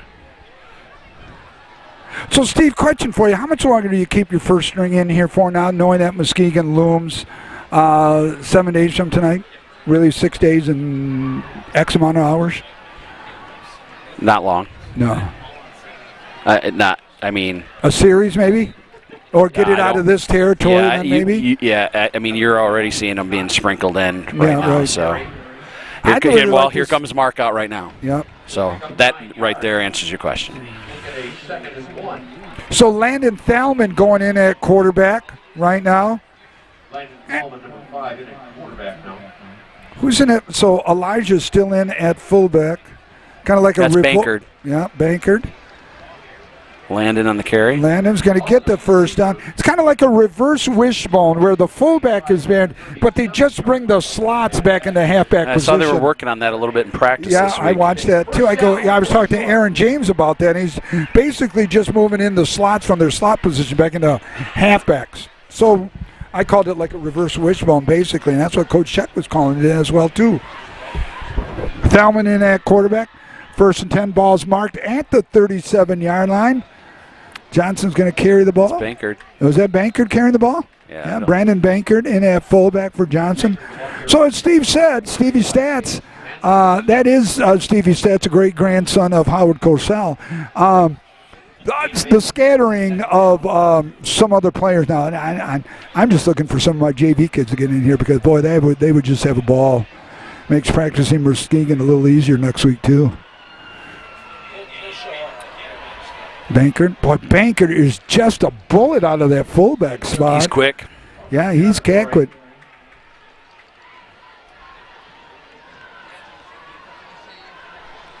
Four minutes left in the third quarter. As you know, there's a running clock, 43-7. Why don't we get to that question right now? Is Joe ready? Joe, are you ready for the question, buddy? All right, Joe let's says do it. Whenever you're ready, Stevie Stats. I'm ready. All right, bring it out, buddy. So once again, the Troy Wasserman of Core Realty Partners trivia question. In tonight's football game broadcast, there are 4 coaches between Mona Shores and Reese Puffer that have coached at both schools in their career. Who are they? And the hint was there are 3 varsity-level coaches. The answer is, for Mona Shores, Brian Sickinga. Got that one. Kyle Brott. Got that one. Nick Davros. Got that one. And for Reese Puffer, Jeff Ugansky. Yes, Nick Davros got it right. So each one of them either coached at both Reese Puffer and Mona Shores. And we were down on the field, and they knew they were going to be part of the trivia question, so I took that How nice picture. Is that? I'm going to have Steve, can you send that to me? Because I can't. What's it going to cost me? And ironically, obviously, I'm not on the coaching staff, but at one time I did coach for Mona Shores, and I did coach at Reese Puffer. Yes. So although I wouldn't be included as a trivia question. Well, we could have said that. Yeah. We could have that. Yeah, no, that's great. So, God, great question. I got that one right, though, Steve. So what do I win? So, as I told you, I had to ask a question that you could find it right. Sure did. So you can pretty much guess. You're not going to get it right next week. No, I probably won't know. But there's lots of material to draw on with Muskegon. Hey, why don't I take you and Joe out for breakfast some morning, Steve? Because, there's a little pitch. Thalman. There he goes. He breaks through. 20, 15, 10, 5. Touchdown. Mona Shores. I think that was Farnham. Is that Farnham? Yep. Demir Farnham. Demir Farnham. One of the plethora of sailors that are crossing the end line. The proverbial goal line. Wow. Putting the spanking on them Rockets.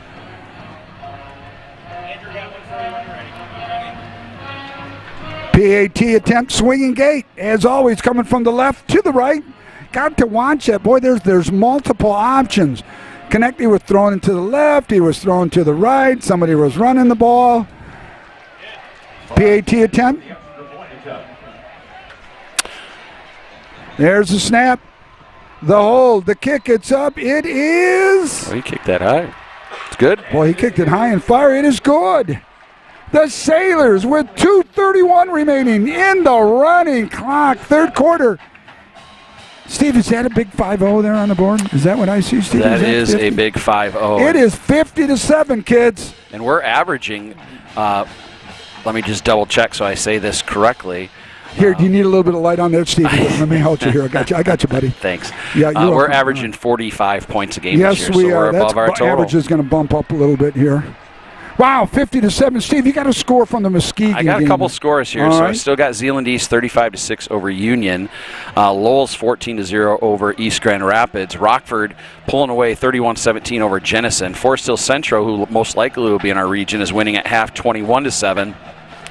Whitehall 42-0 over Ludington. Montague up big at half 56-0. And Muskegon is final 58-0. And I see here, it comes up on my sheet here, Warren De La Salle at half is 10. Detroit Catholic, that's a big game, is 7. So De La Salle's up 10-7. Yeah, that's a big game. And Zeeland West is putting a hurting on Wyoming 72-6. Yeah, who hasn't put the hurt on? We're hurting. Yeah, that's got to be tough. Hey, that's a big game for De La Salle. They're the number 1 team in Division II, and that's up for the Detroit Catholic League. Yep. Kick is just going to go out of bounds, but it goes out of bounds at the 4-yard line. We said too many nice things about him tonight. Yeah. Pulaski, and then he kicks it out. He's done such a great job. Aaron James is no longer in the box. He says Coach Kozak probably call him down right there. And, hey, we want to give our very best to Braden Conrad. Braden was in an accident day before yesterday, and he's on the sideline, night dress, but we certainly want to wish our very best to Braden and his family for a quick recovery. He's okay, but obviously for precautionary members. But, Braden, buddy, our thoughts and prayers are with you and your wonderful family, your dad, Todd, and your wonderful wife, Shannon. So 1st and 10 for the Rockets. Ball is marked at about the 35 as it goes out of bounds. It's a penalty. Little trap with fullback. He's going nowhere. Nope, it's a it's a fake. I watched the right guard pull out there. Thought he'd give it to the football. They faked me out nicely. So I'm going to give the mic over to Joe here a minute. Joe, we got to talk about our trophy game coming up next week. The first, the inaugural trophy game for against the Big Reds. I'm going to let you talk about it right now. So here's Joe.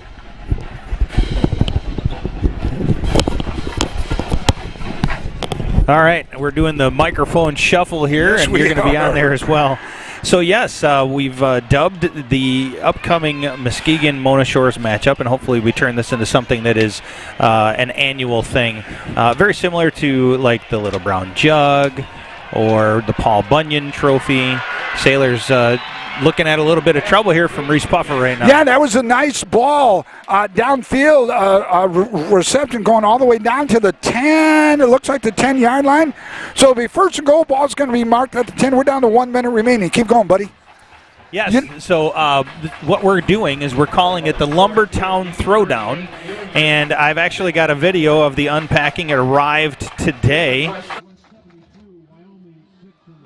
This is hold on one second, I got to set up our sound on. You know what, I like that name better than the Lumbertown Throwdown. Yeah, the Lumbertown Throwdown.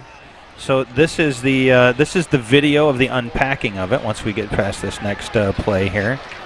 Video of the unpacking. I got here early. You guys are watching it with us right now. So it's a lumberjack that was carved in wood. It's from Poland. And it got here early. It was supposed to get here next week. And, Joe, the reason it's from Poland because we are a global network. We are a global network. I just didn't want to think America here. As much as I buy American, we're global, though, Joe. And again, we have here's the lumberjack. You guys can see it right now. The video's a little bit out of skew. I didn't have time to change that, but you got the lumberjack with the actual axe and everything else.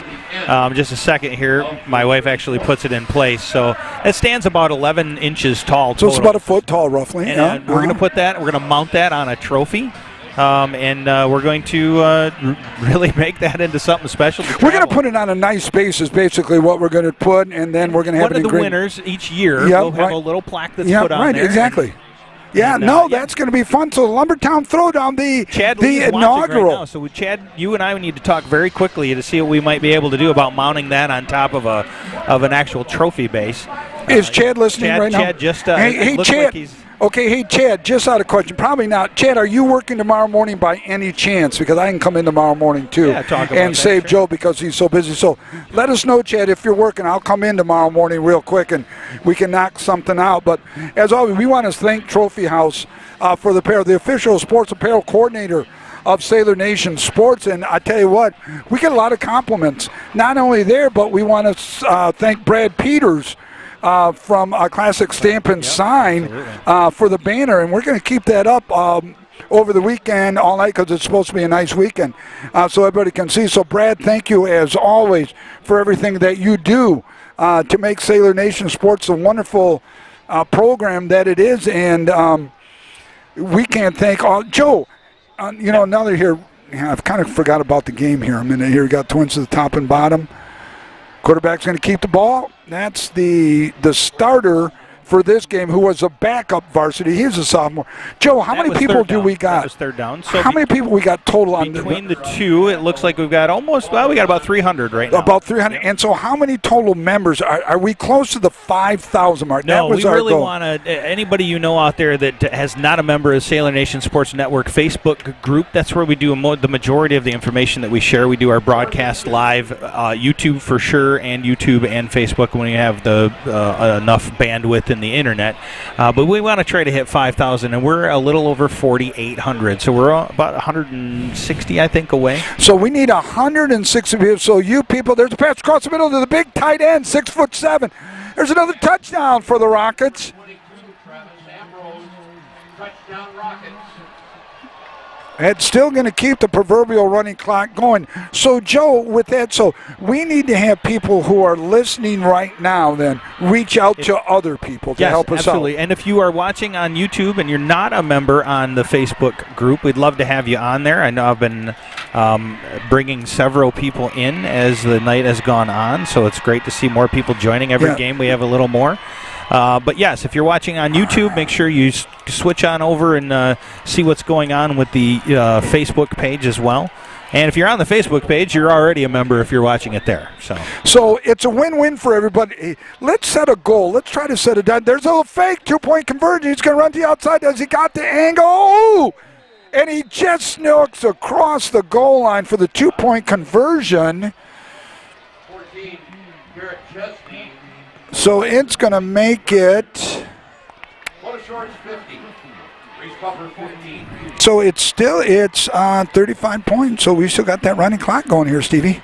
We're good there with Steve. Nice shot that Kimmon's getting of the new scoreboard out here. Oh yeah, Kimmon, thank you. A couple different times we have the pleasure of sending our instant replays that you guys are able to see straight to the scoreboard, so that those that are here, big plays, we get an opportunity to show everybody over and over again. This has been so fun. It really has. It has. But speaking about the eye in this guy, Kimmon, who absolutely is the best in the business, give the people the name of his company. What is it? Impact Media. Impact Media, that's what it is. Always got to check out Kimmon. Anything you need.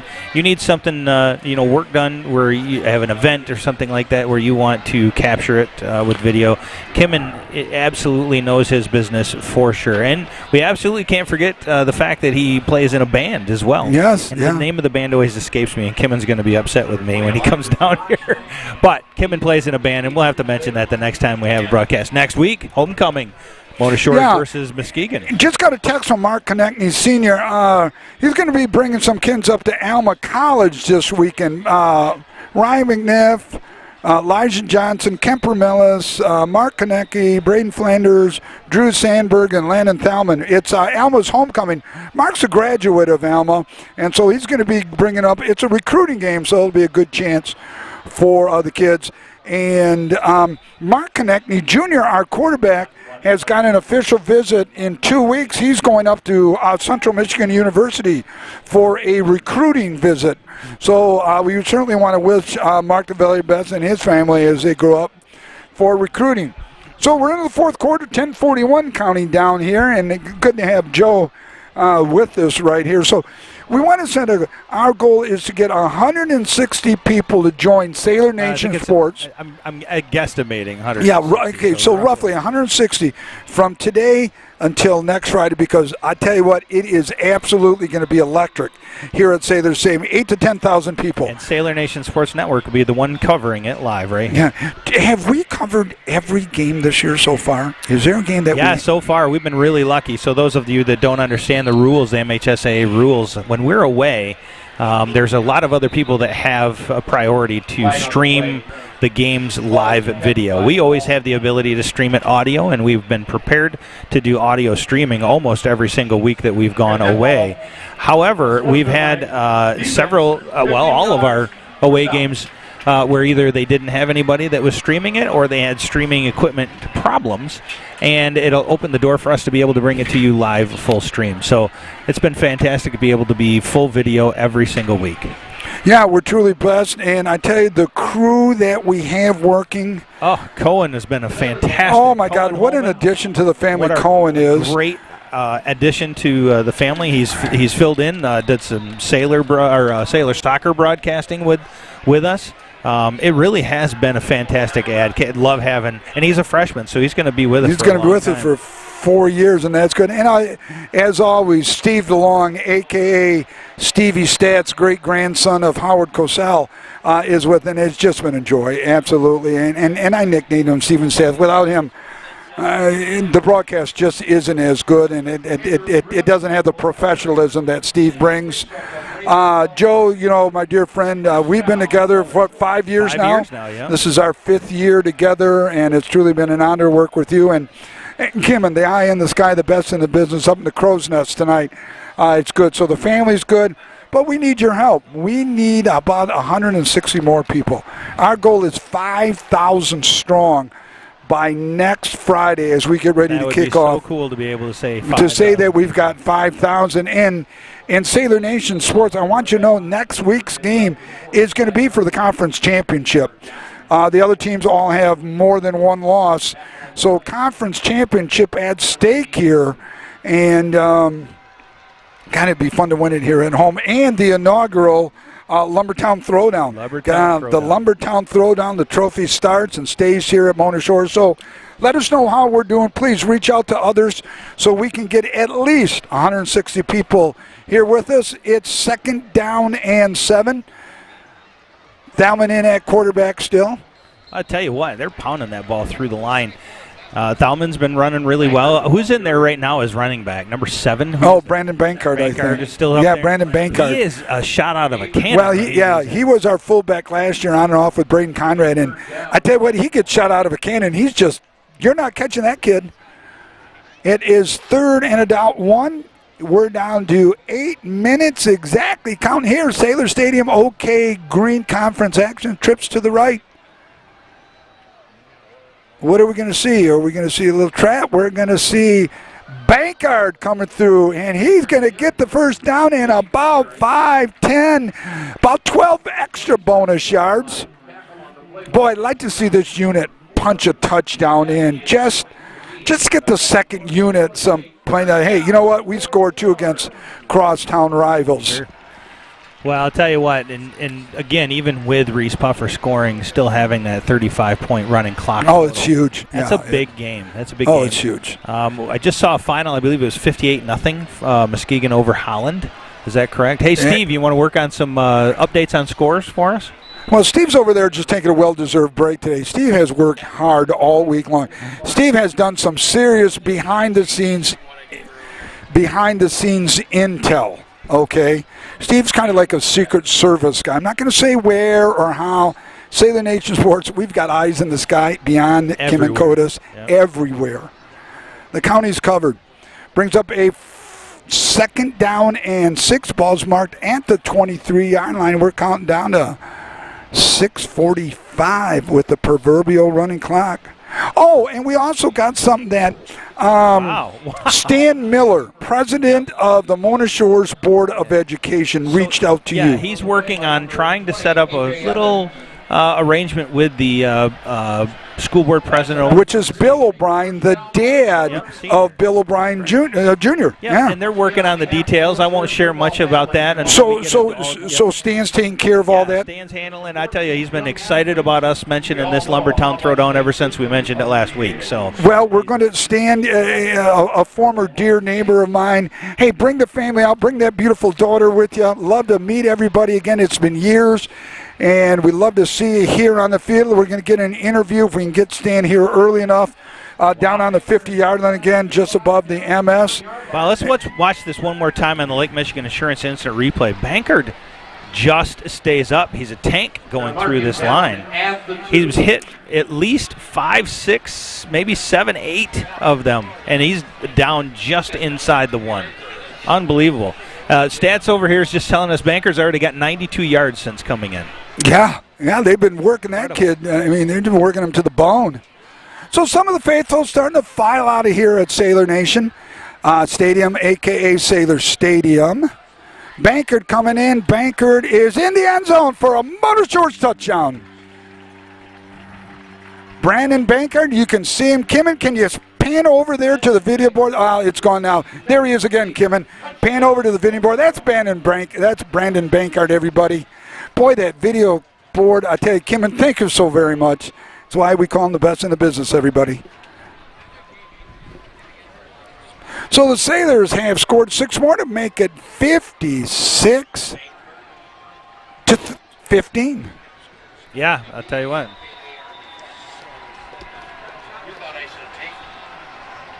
PAT attempt is up. It is good. So with the clock running, we got, is that 5:18 remaining? 5:18, the Sailors up 57 to 15. We're going to take a quick break. We will be right back in 1 minute, everybody. Looking to buy or sell? Look no further than our broadcast booth sponsor, John Vandervelde at Nexus Realty. Give him a call at 231-759-3634 or go see him at 880 West Broadway Avenue in Muskegon. Nexus Realty, team-based real estate professionals. Trophy House is your #1 source for fan gear, corporate and team sales, trophies, awards, and more. Visit them in their new showroom, right next door from their old showroom on Henry Street. If it can be logoed, they're your resource. Your brand is their business.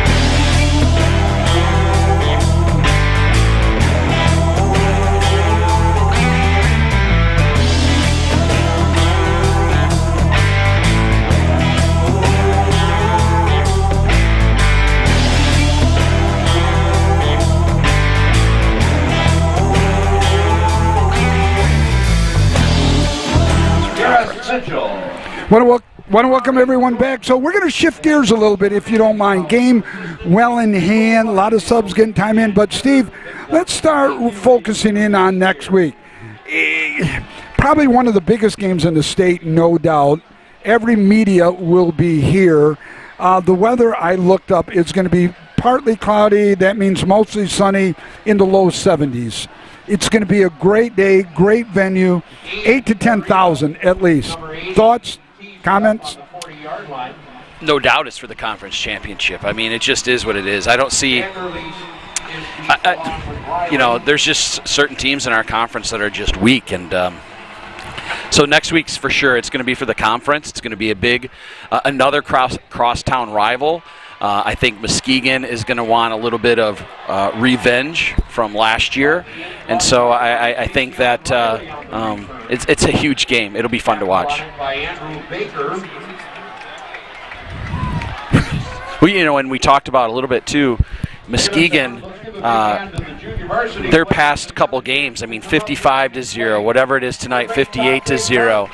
Their competition has been pretty weak. So you look forward to the next week's game and you go, it might take them a little bit to get back into that game speed, or whatever I'm trying to say is that Mona Shores is a good football team, and so you've played weaker teams. How long is it going to take Muskegon to adjust to a better team? And when you speak about it's those starters that are going to have to play 4 full quarters of getting beat, hit, run, everything. And the same with the Sailors.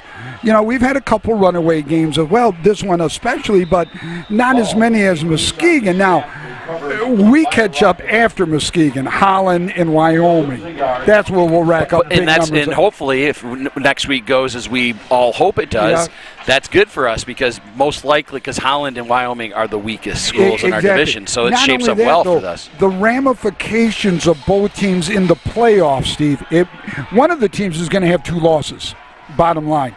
Does that second loss mean that Muskegon travels for most of their games in the playoff? Does that mean if Mona Shores loses? Because the last time Muskegon came to Sailor Stadium was 2 years ago. Do you remember what the score of that game was? I do. It was a lot to a little. And it was the game changer. It was 53-0 in 2019. 53-0. But yet that group, Steve, came back to win a state championship. Yep, for sure. And Coach Kozak has brought that up numerous times already. Next Friday night, homecoming parade.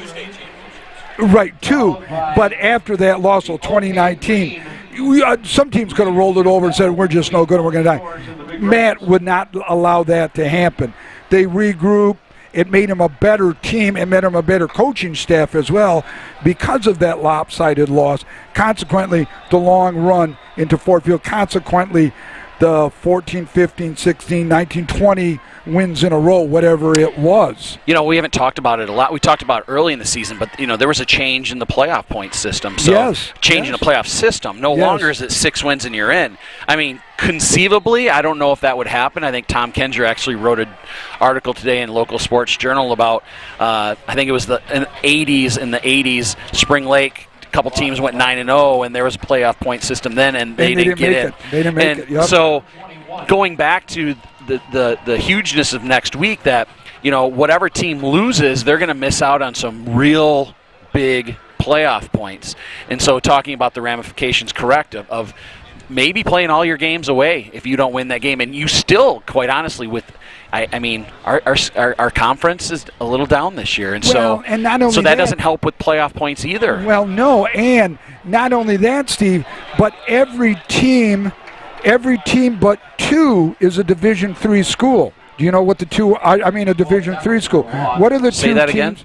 What are the 2 teams in our conference that are not Division Union III and Mona Shores. Union and Mona Shores, yeah. So you're quizzing me a lot tonight. Yeah, I am. I know. Well, I'm just trying to keep up with you here. I'm just testing you, Steve. But yeah, so that doesn't help. Now, Mark Yule came out with an article on Tuesday. Do you know what that article was about, Steve? I didn't. All right, it is.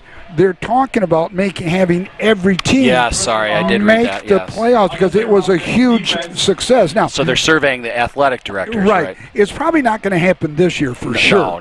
No. But down the road, it could happen next year. And with that is a lot of teams are finding trouble scheduling teams just because if you're good, for instance, Mona Shores.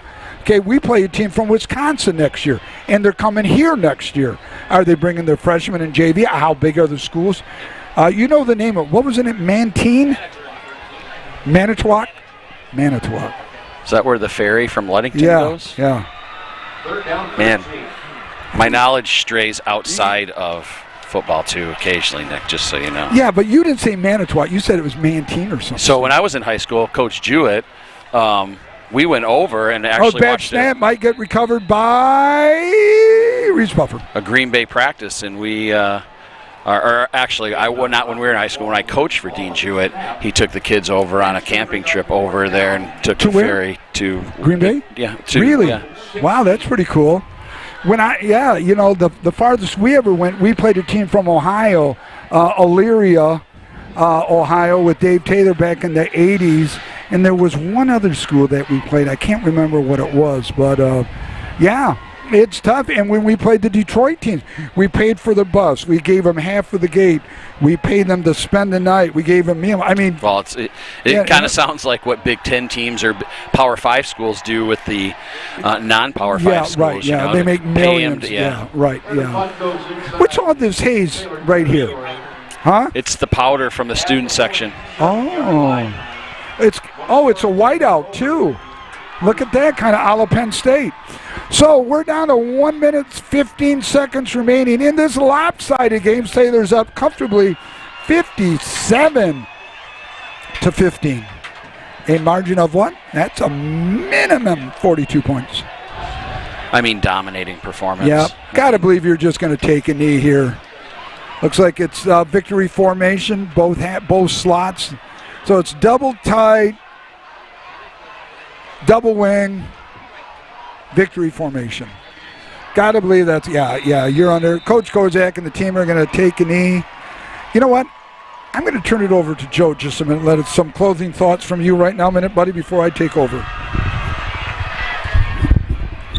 Well, I think my closing remarks are certainly going to be just what a tremendously big win. This is exactly what we wanted Shores to come out and do. I think it was important for them to come out and be this decisive. And I think I want to say it was a good tune-up for next week. I hope that they were able to refine a little bit of the stuff that they need to do to not make any mistakes. Errors are going to be costly next week, and each one of these teams are very capable of pouncing on whoever makes the mistakes. It's a great win, and it's been a fantastic run since our loss to King, and we'll continue to take whatever one we get. Next week is going to be the big one, the big test for the remainder of the season. So, what do you have to say, Steve? I'm looking forward to next week. I'm looking forward to getting into film study and seeing Muskegon. Quite honestly, in all the film, I haven't come across a film of Muskegon yet, I don't believe. So I'm interested to kind of dive into that and see what Muskegon's about. I know they have Miles Walton, who starts at quarterback, who is a 4-year starter for the Big Reds, and actually it's the first 4-year starter for the Big Reds since Big Terrence Taylor was at Muskegon. And so, Muskegon's loaded. They always are. We know that. We know what happened last year. I'm certain that Coach Fairfield will use that as a talking point for this game coming up. But I'm excited. You have 2 undefeated conference teams, each with 1 loss. Mona Shores lost to King, and on the same night, Muskegon lost to Cass Tech. So Detroit teams got us that night, but it's not about Detroit next week. It's about the Battle of Muskegon, right. And so it's going to be fun. I can't imagine this place isn't going to be jam-packed. I can't imagine it not. We know Muskegon brings a following, and certainly our fans have been showing up too. So that's kind of my closing thoughts there. Well, we're looking forward to being home once again, home sweet home. 2 in a row. Are you going to head down, Nick, and take care of all of your stuff? Is that what you're telling me to just kind of close it out here? But you're going to let me finish up. I'll bring us into the booth here so we can at least see you. And everybody on here. Say hi to the camera, everybody. Hi, everybody. Yeah. So here we are, Sailor Nation Sports Network fan. Thank you very much for enjoying this broadcast. We've been blessed to have been able to bring it to you. If there's anything out there that you guys thought we could have done better, certainly let us know. We always like constructive criticism. We've been really trying to dial this in and bring you some good stuff. For Cohen down on the field, who's done a fantastic job and a tremendous addition to this. And Kimmin was able to come down here. We got him in the booth camera as well next to Steve. Yeah, there's Kimmin. He doesn't get the camera on him very often. So for Kimmin, for Cohen down on the field, he's still packing up. Steve and Mr. Nick Davros, the man, the myth, the Mocha legend. We will see you guys next week here from homecoming against the Big Reds of Muskegon. Everybody take care, have a very safe night, and we'll see you next week.